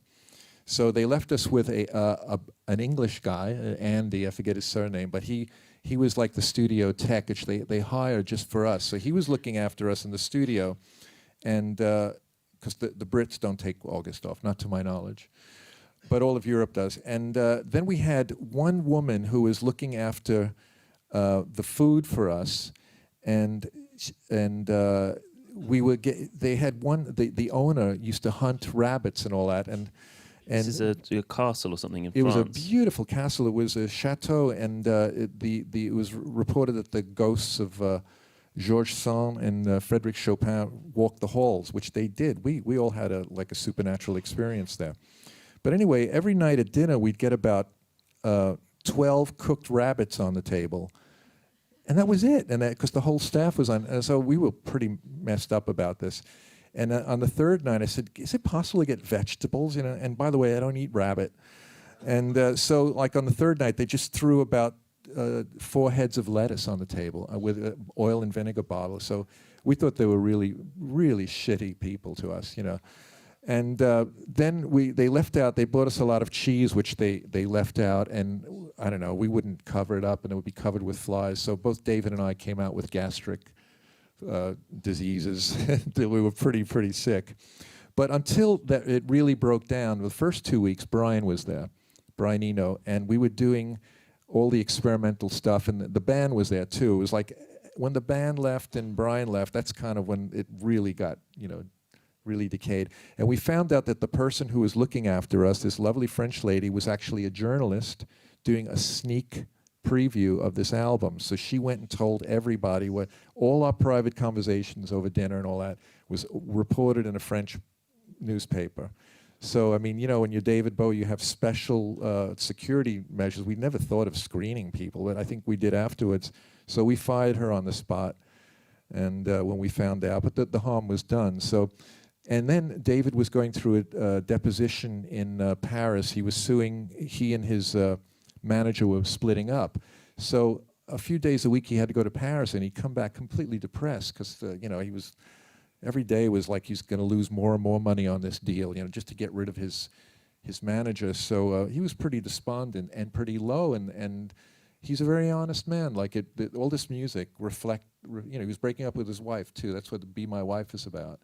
So this music all came from his soul. So it was literally low. It was very low, yeah. And so tell us about moving into Heroes. Well, first of all, how was it received? I mean, it's pretty radical to have, obviously we listened to the music we played before is pretty traditional song-based, you know, rock music. Low was, first of all, rejected by his label, RCA. They said there's not enough Bowie on it. That was the A-side was just 6 songs with vocals, and then the B-side was all the ambient music. And one cigar-chewing executive said, "I'm going to buy him a house in Philadelphia. I want him to make Young Americans too," you know. So that's the way it was initially received. But the everyone else, like that we played it for, loved it, and we finally, including Tony DeFries, who was Bowie's ex-manager, who was entitled to a cut of his future royalties, tried to get the record rejected by RCA as well. He was not on our side. But we had this remarkable piece of music, which we were so proud of, and you know, the whole premise was it was going to be an experiment, and if we didn't like it, no one would have ever heard it. We were going to just erase the tapes and get rid of it. But we were so pleased with it in the end. So we pushed for its release, and when it was released, all hell broke loose. All the journalists, you know, for a change, like I think every journalist, British journalist, loved it, said it was the most incredible, ingenious record. It was the best thing he could have done. Instead of doing Young Americans again, he goes and does this experimental album, and we had the British press on our side, and the fans absolutely loved the album too. So luckily we persevered and we got the thing released. And when you went over there with Brian and David, did you expect that you were going to come back with all these pieces of instrumental music as well as songs? Or we talked about it, and then we tried it out, and it worked. The way we did it is we did have a primitive click track, and we didn't want to give the tempo away. So we recorded about 500 clicks, and I was on another track counting them off. 2, 56, 57. You know, I'd like to hear that track actually. It was very meditational. You know, if you get up to 150, like you're spaced out. So the whole thing was so wacky, but we did not know that we were going to use that many. We were thinking maybe doing 1 track. You know, it turned out to be the whole second side of the album. And you're talking about DJs earlier. I mean, how did the DJs react to that record? Who was playing it? Well, we gave them. There was a hit single called "Sound and Vision," and it was really a nice bouncy track. And it was really, again, pretty revolutionary because David doesn't come in singing until 1:30. You know, this like instrumental until 1:30, and then he says, "Don't you wonder sometime?" This is the first time you hear his voice. Yeah, so we had that. I think "Be My Wife" was a single that got airplay as well. But did you get airplay on the ambient and electronic music? Oh no, absolutely not. Yeah. So let's move on to possibly David Bowie's most celebrated record, Heroes. And he was living in Berlin at the time. Yes. Paint the picture of Hansa Studios and the recording process. He was, let's see, where was he living? He was living in the Turkish Quarter, the area of Berlin, it was kind of a working class neighborhood. And of course the Berlin Wall was still up. And it was a very bizarre situation because every day we would see military tanks in the street, you know, really big, huge tanks that were like almost, you know, story and a half high. They were like 15, 20 feet high with big gun turrets in the front, and then black Jeeps. It wouldn't be like the standard military green. They would be matte black. And it was like almost like being in an Arnold Schwarzenegger film, you know, future film. It was like this was happening then in the 70s. And the city was surrounded by basically a wall and a moat that was mined. So if you fancied jumping in the moat to swim across from East Berlin to West Berlin, you'd probably be either caught in barbed wire or you would be exploded. You would just blow up. And there were a few checkpoints, and we went through Checkpoint Charlie. If you had an American passport or a British passport, you could go into East Berlin. And when you went into East Berlin, you were going into about 30 years in the past. They had, because it was a communist territory, there were no brand names, but they had billboards where they had a picture of a fish, and it said, "Eat fish." Then they had a billboard with a milk bottle, "Drink milk," in German, you know. And no products there were no products in a communist country then. And the women were dressed as if it was the 50s. They had narrow skirts and beehive hairdos and stiletto heels. And that was like when a woman went out for the night, she would dress like it was 1955, you know. And it was the most bizarre situation. But David actually, one night he was parked by the wall on the west side, and he reported that he was like having a cigarette with a girl in his car. And a red army guard knocked on his window and asked him for a light. Now, this guy shouldn't have been on the west. He actually came underneath wacky stuff used to happen like this. He came under the river, an underground passage, and he asked for a light. And he had the red star on his hat. David was so freaked out. Hey, you guys should be over there, you know, on the other side. Which is a lyric from The Wall, from Heroes, actually. And how did all of that inform the recording process? Have you got any pictures, by the way, of that era? Yeah, well, we were freaked out because to our lovely assistant engineer, Edu Meyer, he lived with this, you know, so to him it was nothing special. But to us, the control room of Hansa faced the wall, faced the Berlin Wall. And in the daytime, you could see the Red Guards looking at us through binoculars. Of course, they knew it was a recording studio. And that window there, that faces the Berlin Wall. And that I was standing up on a chair taking a picture. That's Edu Meyer on the left. There's Bowie's son, Zoe, in those days, who's called Zoe, in the middle. And there's Bowie on the extreme right. And we're listening to a playback. And it's funny, it's the first time I've ever seen this, but in Germany, they didn't have the double-sided tape reels. It was just the bottom was there, and you'd put the top of the tape on there like a cake, like a pie or something like that. We used, looping is not a new thing, so here's a tape loop and of some kind of a beat or something like that with Bowie making a very comical pose of being inside the loop there. So we got up to a lot of shenanigans, but the one time we told Edu, we said, doesn't it freak you out that the guards are looking at us all the time? Because they were about 500 feet away. And he says, no, and he took the overhead light and he flashed it in their eyes and he stuck his tongue out. And David and I dove to underneath the board and said, don't do that, don't do that, don't do that. So all this kind of edge was in all the recording. And I've got an actual picture of David Just before I took this picture, he asked me to leave. He was having trouble with lyric writing. Those are meatballs and cannelloni. And there you go. There's David Bowie writing Heroes. He's actually writing the song in that moment. And this is, Hansa was the room that we recorded in. We didn't have like a glass window, so it was, we could only see the people.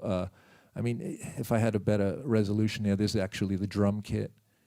You know, but we communicated via CCTV. And when things were a little boring, which was hardly ever, Dennis Davis would be on the camera, and then he'd be doing he would mime a television show for us, and he'd have us in hysterics. But anyway, this is David in a very serious moment writing Heroes, and now you can only see his cigarette. So there you go. Can we play something from there? New Cone or Moss Garden, something well, like that? They would be, yeah. And you know something? I have to go to men's room so I'd like bad. to as well, yeah. Should we take a little break? Hey! Okay. Thanks for the break there, Tony. That was a good idea. Everyone feeling good? Still up for it? Are we still here? Yeah.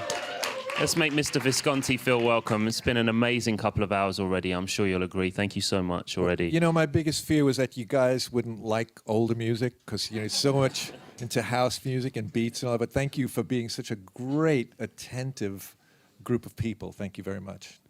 I wouldn't call you an audience because you're all musicians in your own right. So it's nice to be addressing a group of musicians. Fantastic.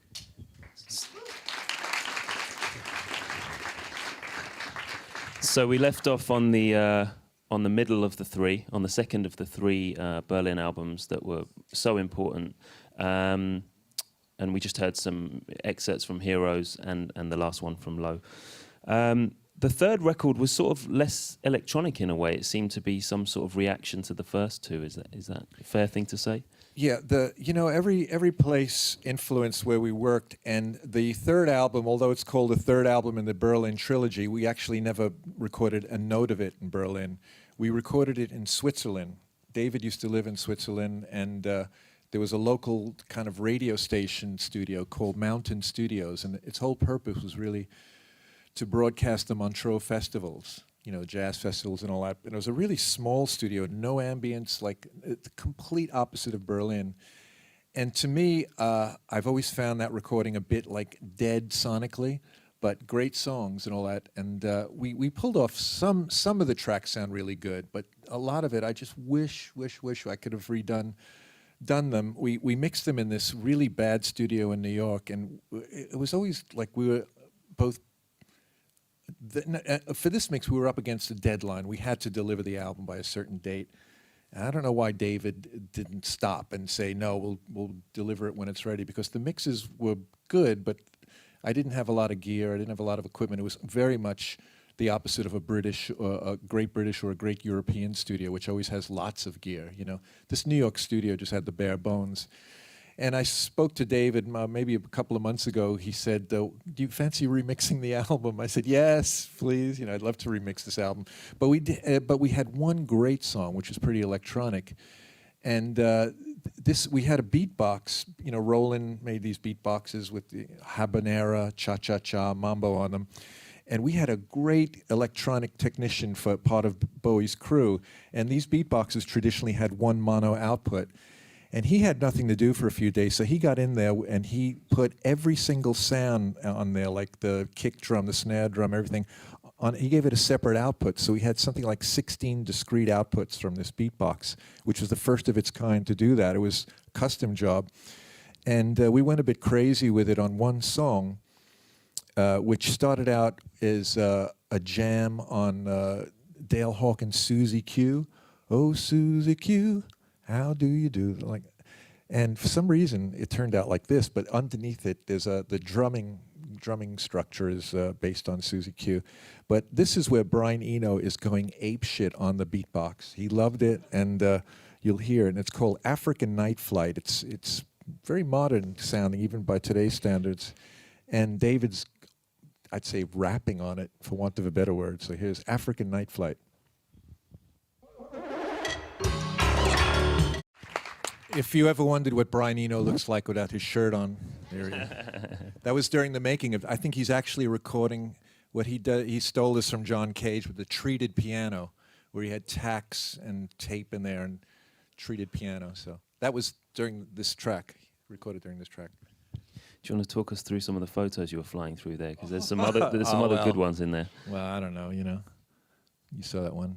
This is the actual music for Cosmic Dancer as played by the string section on T-Rex Cosmic Dancer. That's me playing a great bass recorder. This is shortly after I met David. That's David in the middle.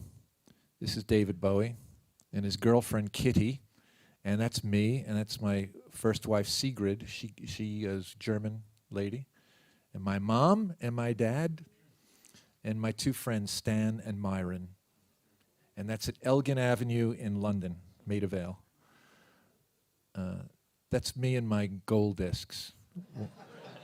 It's taken a year ago, would you believe it? I aged a lot in a year. I told you that for some reason we can't get red out of the computer onto that screen, so you're seeing everything in glorious blue and yellow. That's a gig I did with David when I was part of his backing band called The Hype, and that's me in the long underwear. I was Hype Man. We were all cartoon characters. He was Rainbow Man. The guitar player, Mick Ronson, was Gangster Man. He wore a gold lame suit and a gangster's hat and all that. And we did this gig at the Roundhouse and played in front of all these like long-haired hippies and all that. And we thought we'd be different and all that. It was a strange reaction. Some people adored us and some people were jeering us. And then the funniest thing is after this show, all our clothes were stolen in the dressing room. And we had to go home wearing that stupid outfit. That's David and I in 2001. We're doing an album called Heathen, and we're up in the Catskill Mountains at Alair Studios. I mean, I don't want to elaborate on it. You saw that my mom fed every band I had from England. They'd have to go to Brooklyn, New York, to eat my mom's food, which was legendary at the time. And that's Mark and Bill Legend, Mickey Finn, my mom. That's my girlfriend Liz. And that's Steve Curry, the bass player. All fine musicians, that whole band. That's a picture of me conducting a session in London for the group Sparks. It was a brass section, a song called Get in the Swing. That's actually very hard to see, but David and the band and I, we all lived in a house called Haddam Hall in Beckenham, Kent, so that's a little jam session we're having. That's the drummer, John Cambridge, there on guitar. Mick Ronson is on the extreme right. And there's David in the middle, but he's pretty much in shadow. I don't know who the girl is. Hey, Phil Lynott from Thin Lizzy. I did 3 Thin Lizzy albums, and he was one of the most talented musicians I've ever worked with. Larger-than-life person. That guy was Mr. Rock and Roll, and I don't want to tell you some of the story. I don't know to tell you why. But what a great guy. He's from Dublin. That's David and I at a gig in Beckenham, Kent, at the Arts Lab. And I looked like on the left, I looked like I belonged in Nirvana, didn't I? So did he. David trying to play a theremin, as we all do, and find out that it's impossible to play. Oh, yeah, I could play theremin. That's Paul McCartney. I did a few records with him, and he's looking at me skeptically because I snuck a camera into the session. I took a picture of him. But, like nowadays, everyone's got cell phones and like that. There was a time when you couldn't bring a camera into a recording studio. It was like really forbidden because it was like sanctuary. It was like, this is where I'm not going to be a rock star. I'll be a rock star outside of the studio, but in the studio, I just want to create music. And that's, I did a very cheeky thing by snapping that picture, but what the hell, It's called Paul McCartney. This is, Phil Collins. He went through a brief period before he was in Genesis and after he was fired from the band, and he was a session drummer. And there he is. He's working for me on an album that I was doing with, I forget the name of the group, but that's Phil Collins, the session man with hair and a beard. And that's my studio in Shepherd's Bush. Klein and Hummel speakers are on the wall there. and that was a Trident B range desk, and that was the remote. This is the remote control for the MCI 16 track. I can't find my cursor. Yeah, that's the remote for the MCI. Let's see, where am I? Phil Collins. That's David in the basement in Beckenham, Kent again. We're living in this communal apartment, and he's down there practicing. And I like this photo. It's like an old coal bin, you know. They used to put coal down there. These are all, I was always an amateur photographer, and I especially like to shoot on transparency film. That's a party at my studio. There's, of course, Susie Sue and Bob Geldof and Phil Lynott. I used to have these crazy parties at my studio, at Christmas party, you know, and any reason to have like a celebratory party, and things would go missing. I was playing a party tape on my machine, a big reel-to-reel tape, and Susie admitted like 10 years later that she stole it, because I had like unreleased Bowie stuff on there. I thought, I'll give everyone a treat, and that tape went missing afterwards. Luckily, no one stole microphones or guitars, but, you know, we had a great time. That's in recent years. That's Pete Townsend on the left, and that's David Bowie on the right, and we're doing an album called Heathen, and Pete was going to play some guitar. It's a cute story. He heard this track called Slow Burn, and it's quite an emotional song, and he at the end he wiped his eyes, and I said, "Gosh, were you crying?" He goes, "No, it's just a physiological thing. It's just a physiological thing." It's so cool. Physiological thing, my ass. Okay, that's my Trident B range. Oh, that's very hard to see, but that's making of Scary Monsters. That was at the Power Station in New York, which is now called Avatar Studios. And it's like one big sauna. I mean, I don't know. There was a trend in the building studios in the 70s. It had to have that wood, and all they needed was make it hot, and you could take your clothes off and take a sauna. I went through periods, you know, if you get a good drum sound, take a picture of it. And I went through a period where I had a small drum booth, but I did anything to make it bigger. I found these corrugated sheets of metal, you know, it's an alloy, and I put it up against the wall, and it livened up the room so much that, and the microphones would pick it up, but I got it even bigger by putting microphones behind it as well, so picking up, so it was like a very cheap reverb that worked incredibly well. And after this, I was just leaning them against the walls, but afterwards I installed hooks where I hung them. So they really did move with the sonic energy in the room, and I got great drum sounds in that place. I mean, too many albums to mention right now. What's the craziest contraption you've ever built in the studio for the purposes of sound? Oh, I'm coming up to that. Let's see, where is that? You have a photo of it? Oh, that's the drum room again. Well, there. Oh. So, you know, the sum and difference microphone technique for classical music, it's this very strange microphone technique. You have two microphones, one is on figure 8 and one is on cardioid, and you put them out of phase and you bring their sum up on a third channel. And when you get the sum of those two out of phase microphones at a certain point, you get an extremely wide stereo that also works in mono. When you put it in mono, you don't get any drop of the size. It's a beautiful technique. It comes from classical music, and a lot of great classical recordings, and the first stereo recordings were done with just these two microphones set up. It's a spectacular sound. As I said, when you convert it to mono, there's just no loss of the left and right, you know, and there's no center channel. It's very strange. And usually you use this technique for really big, wide open spaces, but I made a tunnel out of that corrugated metal, and I did the microphone sum and difference. So in that small space, I created a wide stereo sound of that guitar amp.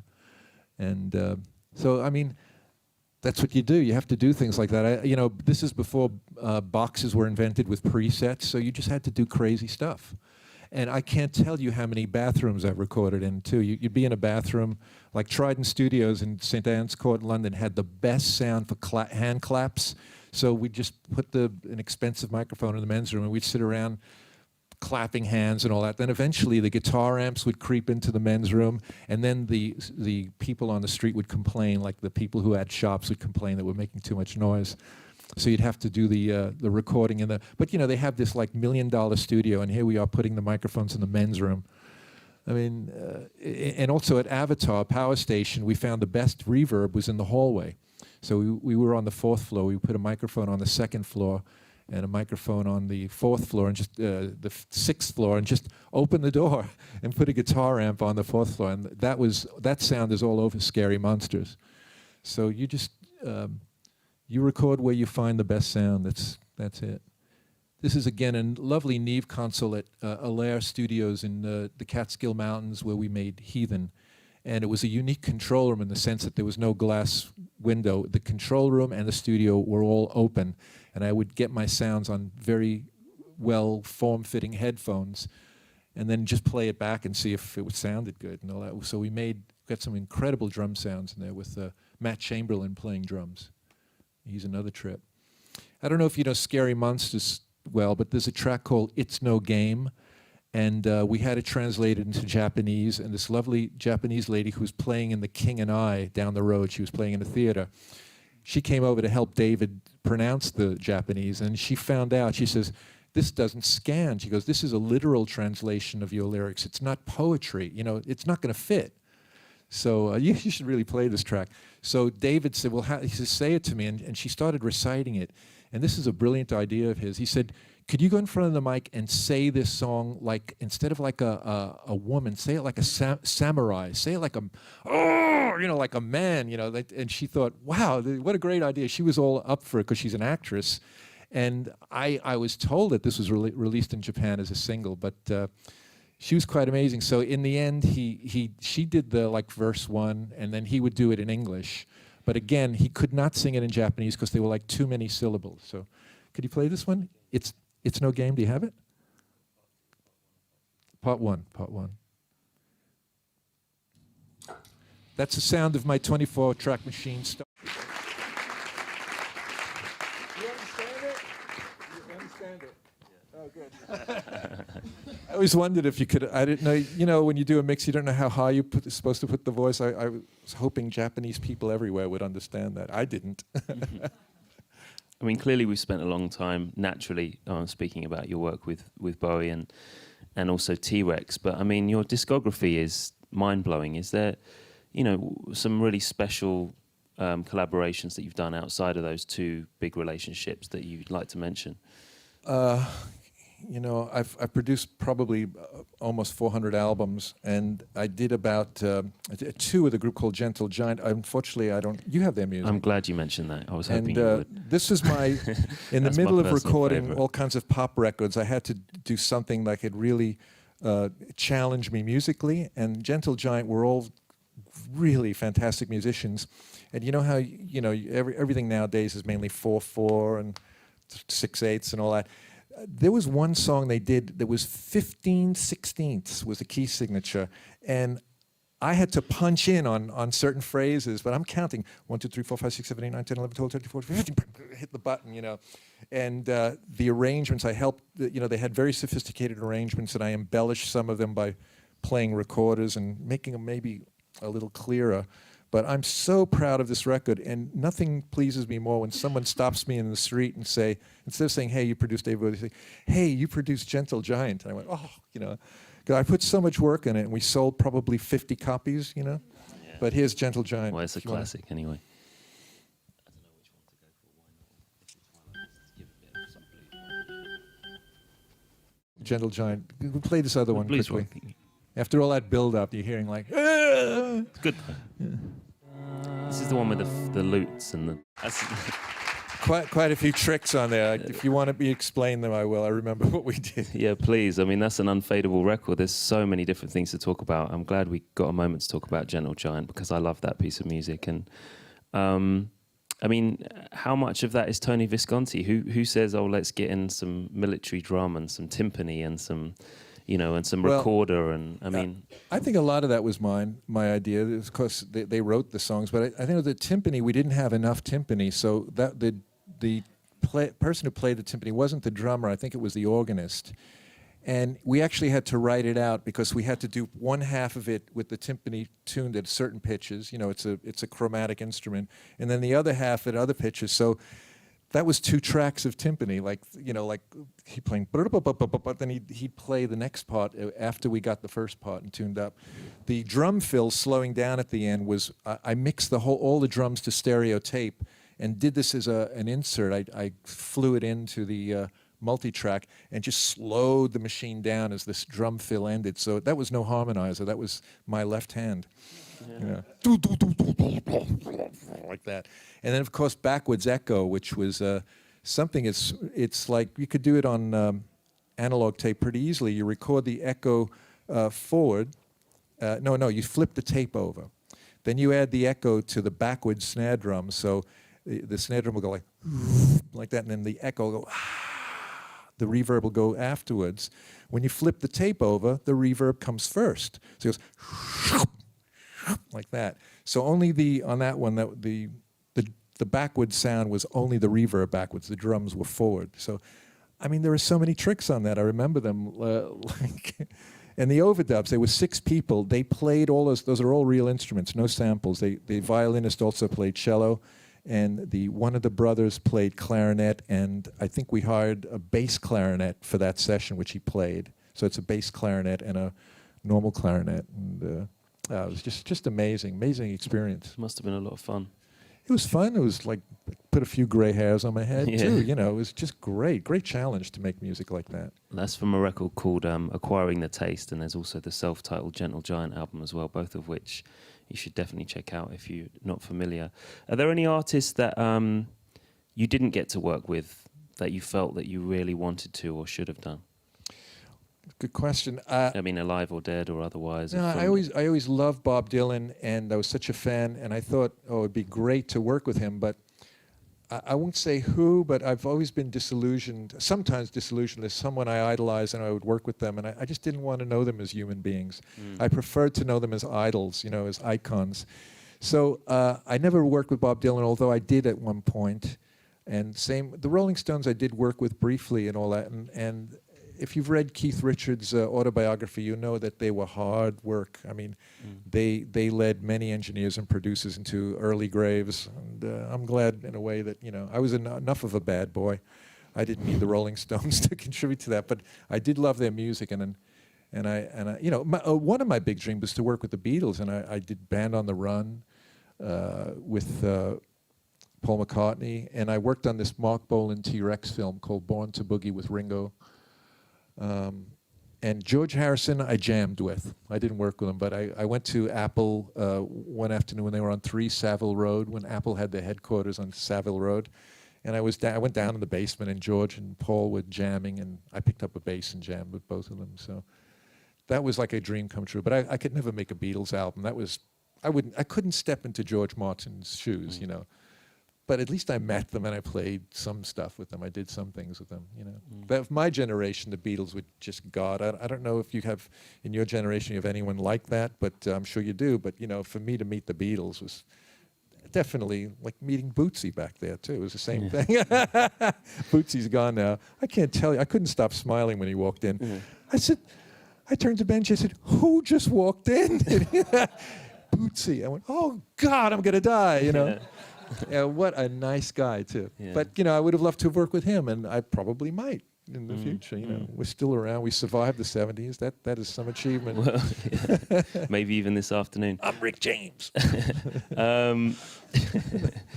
Talking about, people putting grey hairs on your head and sort of the stress of the studio, is there a particular kind of studio etiquette that you lay down? Are you quite strict about particular rules within a studio environment? Yeah, well, you've heard me talk about drugs a lot, and I have to tell you that being the head of the team, which is me, I never did drugs in the studio. Maybe I would be a liar if I said I never did. A few times, but I have been with bands where they're wrecked, and I'm the last person standing because I have to be. And there's only one time, I don't mind bands drinking and smoking a little bit. If it's going to get them in the mood, that's fine, I can't afford to do it. First of all, if you smoke weed and listen to sound, you hear different things that are really there. You're adding a lot to it. And then for alcohol, it cuts down your high frequencies. It goes the other way. If you drink and work, you're hearing less and less high frequencies. And I think like 2 beers cuts your high frequency response by up to 15 dB. It's been proven. been proven. I don't know where the papers are, but it's been proven. So I try to keep my band sober and minimally drug-free. And I'd say in the last 2 years, it hasn't been much of a problem. I've rarely seen stoners in the studios in the last decade. I mean, that was very much a 70s thing. And so that's the one thing I like. I like a drug-free zone now when I work. And talking about the pressure of the studio, talk to me about talk to us, sorry, about the pressure of hits. Once you've had a hit, you know, as obviously you had loads. As a record producer, you know, when you walk into the studio, is there this sort of invisible weight on your shoulders of having to come out the other side with some sort of hit? Well, I must have had I think I had an easier time in the 70s because than you have now. Because in the 70s, being different really counted. The labels expect you to come up with something really radically different. That was the name of the game. And the artists themselves were defining that. Like Bowie was one of the forerunners, you know, like Roxy Music. Every time they brought out a record, it was amazing. Like you go, wow, why didn't I think of that, you know? It was really, truly, every record and every artist's, you know, output was a quantum leap from their last one, and we were expected to do that. So, I mean, I got paid for having crazy ideas. That's a great job, you know. Like I can go all wacky. I don't have to imitate anybody. We can just be as freaky as we want. And you know, Bootsy and I were talking about that, how adventurous those times were, how you could really get away with murder, you know, and do the most outrageous things. So there was a pressure because it's simply an economical thing. If you get hits, you will be invited back into the studio. Like right now, it's not the economic pressure isn't so great because we all make music, including myself, at home, on planes, you know, and computers have really dropped the cost of making a record dramatically. So that was the name of the game. I had to get hits, and we worked very hard. You know, like we would. Apart from Low, which we really didn't think we had any singles, and for us it was a statement. It was like, this was probably a wise thing, like no singles on this album when everybody else is putting out singles, you know. In spite of that, we had a decent hit single off of it. I find nowadays, though, it's probably even harder because the record labels want you to be different, but not too different. And there are so many more people making records now than there were in the 70s. It was like, to get signed in those days, you had to go through so many gatekeepers, and only, you know, to get in the door, you had to pass so many tests. And now with self-made records, I think the competition for everybody here is fierce, you know. There's all kinds of factors that didn't exist when I was making hit records in the 70s.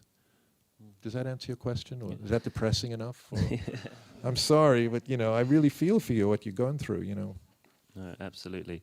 One thing I was interested in, talking about the sort of pressure of making records, and also talking about what it's like now, is what you, having lived through, you know, arguably some classic eras of record production, what do you make of the trend at the moment of doing this throwback style of production where they're trying to emulate? A lot of people wish to emulate the classic sound, whether it be Tamla Motown or whether it be something that you've worked on or a classic rock and roll sound.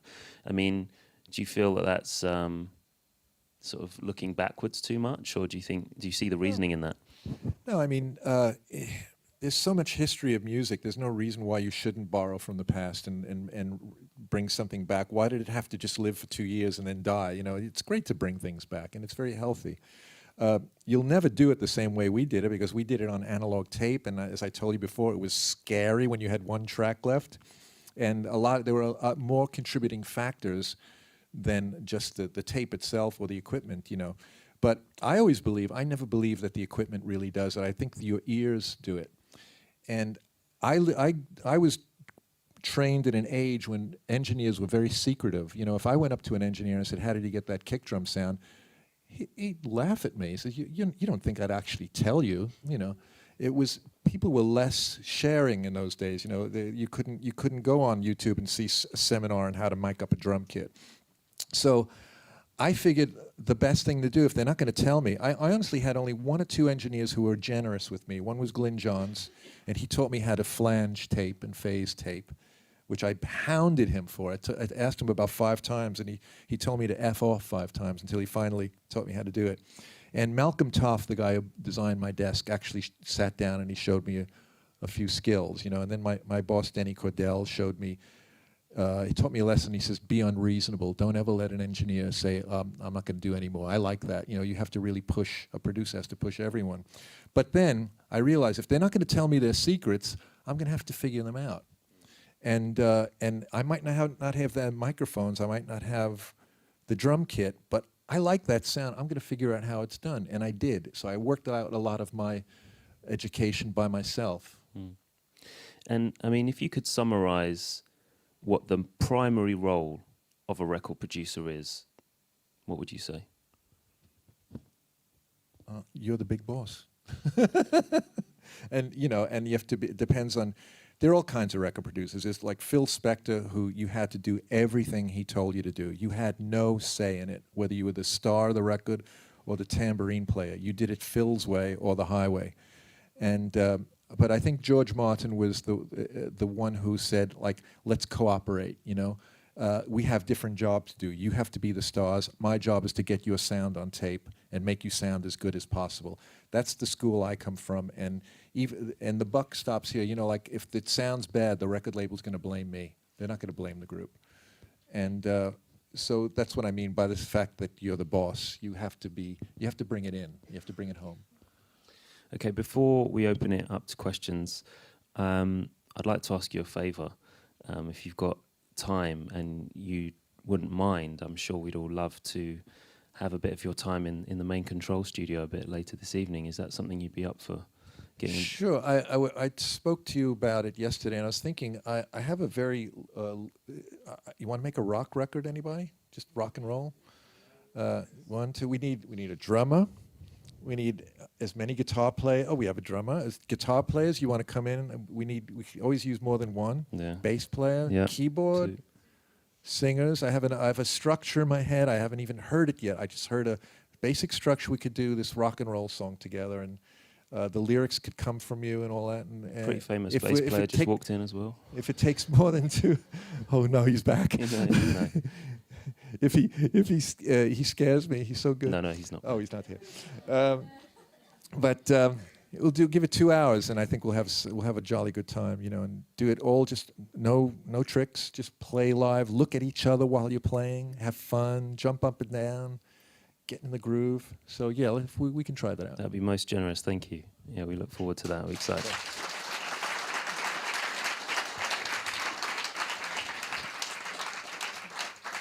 I know there's going to be loads, so we're going to have to keep it really moving really quickly. But who wants to? Okay, I've been told 5 questions. No? 7. Okay. So we've got a little bit of time, but who's first? Hi.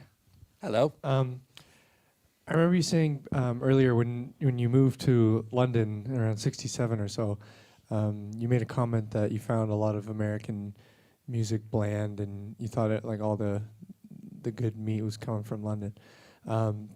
I was curious as a producer if you found Brian Wilson as an inspiration at all. Exceptionally. I love the Beach Boys. And Brian Wilson and the Beatles got into some very healthy competition. They'd try to outdo each other, and they'd leave little signatures and like little messages to each other. And, you know, when you were a young guy in those days, you picked up on all this stuff, you know, all the little messages and the sounds. I thought Brian Wilson was incredible. But when I left, I'm not sure he did Good Vibrations yet. I think that happened when I was in London. There was still the surfing Beach Boys. And you know, I was raised in a barbershop quartet situation. My dad was a barbershop quartetter, and I loved 4-part harmony. And the Beach Boys were like the best rock and roll barbershop quartet that ever lived, you know. So yeah, respect for him. Thank you. You're welcome. Who's next? Any more? Come on, don't be shy. Jesse. You know, I don't bite. You know, I'm okay. How you doing, brother? Hi, Dan. You were talking a lot about the 70s, but what about the 80s? It's a bit of a fog, my friend. Well, the 80s were great. You know, you got into those huge bombastic sounds by then, and, you know, Prince was having his heyday, and my God, you know, so many great things came out of the 80s, and I didn't make many great albums in the 80s. My golden decade was the 70s for sure, but I lived through the 80s and I thought it was absolutely great. I liked, in Britain we had Adam Ant. To this day, I love that man. I saw him as recently as July. He's now he's a full-fledged pirate. He's a buccaneer now. He's got the bandana and he's got a little mustache and all that. And he does concerts and all that. But I made one Adam Ant album. That was my big contribution to the 80s. I guess there are probably more. I'm being, I don't know, forgetful. Yeah, great decade. Thank you. You're welcome.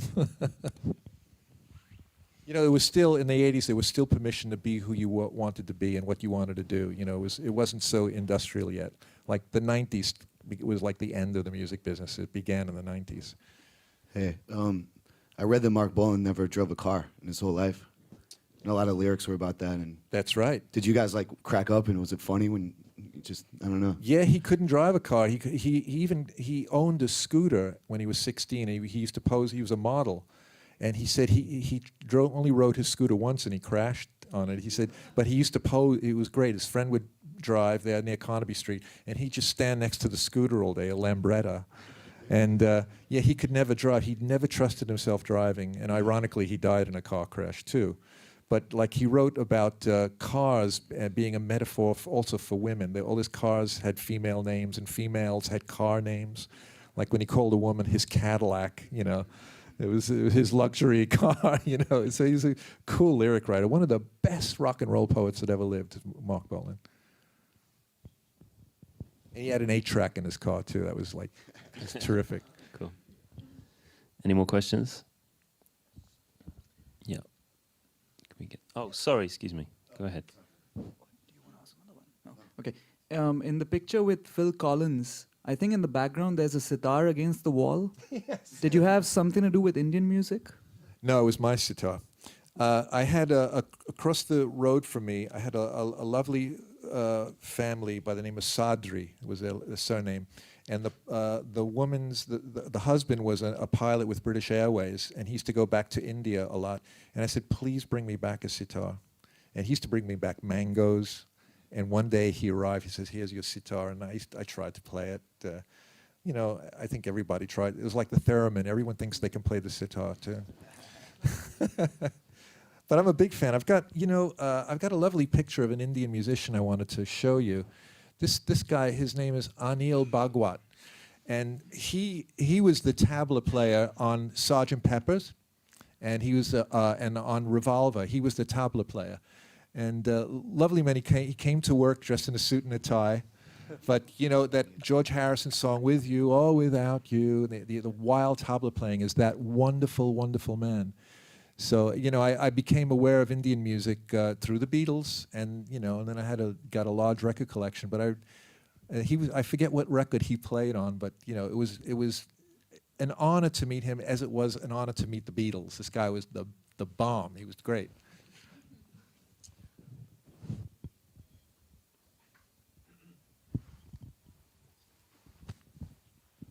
Hello. Hi. I've always just played drums, usually very loudly and crazily, and I'm just starting to get into software or drum machines. I'm just wondering, what's your favorite drum machine or non-acoustic? Right. I have one. A drum corps. It's I forget who make it, but it's got. I have my dongle with me, but I don't even think I have it installed. I forget who it's. Some company in California, but they sampled the greatest session musicians, like Alan White. They sampled his whole kit, and he put down some loops too. And you could put the whole drum kit through 12 discrete outputs if you want. You can put them each on a different track and rebalance them. And they are recorded pristine audio quality. It's stereo microphones. Every sample is a stereo sample. And I use that like writing, but I actually ended up doing a whole album using various drummers. They have I forget his name, Lonnie something from. He's a Motown drummer, so you have all his grooves as well as his drum kit. If you want to do some Motown tracks, you use Lonnie. There's a very low in the Latin American department. There's only one Latin American player, and I wish there were more players and more samples of instruments like the cuica and congos and timbales. There's not enough of that in this. But drum corps, it's called. It's not a very expensive program, and they keep releasing every year. They might add another drummer, so you buy the drummer pack, and like right now, I think it's up to about 20 drummers, 20 different drummers, including some slamming people from Seattle. You have those really very big smashing drum sounds from there to very lightweight sounds with jazz with brushes. So I highly recommend this program. Wow. There couldn't have been a better answer for that, I don't think. Thank you. Any more questions?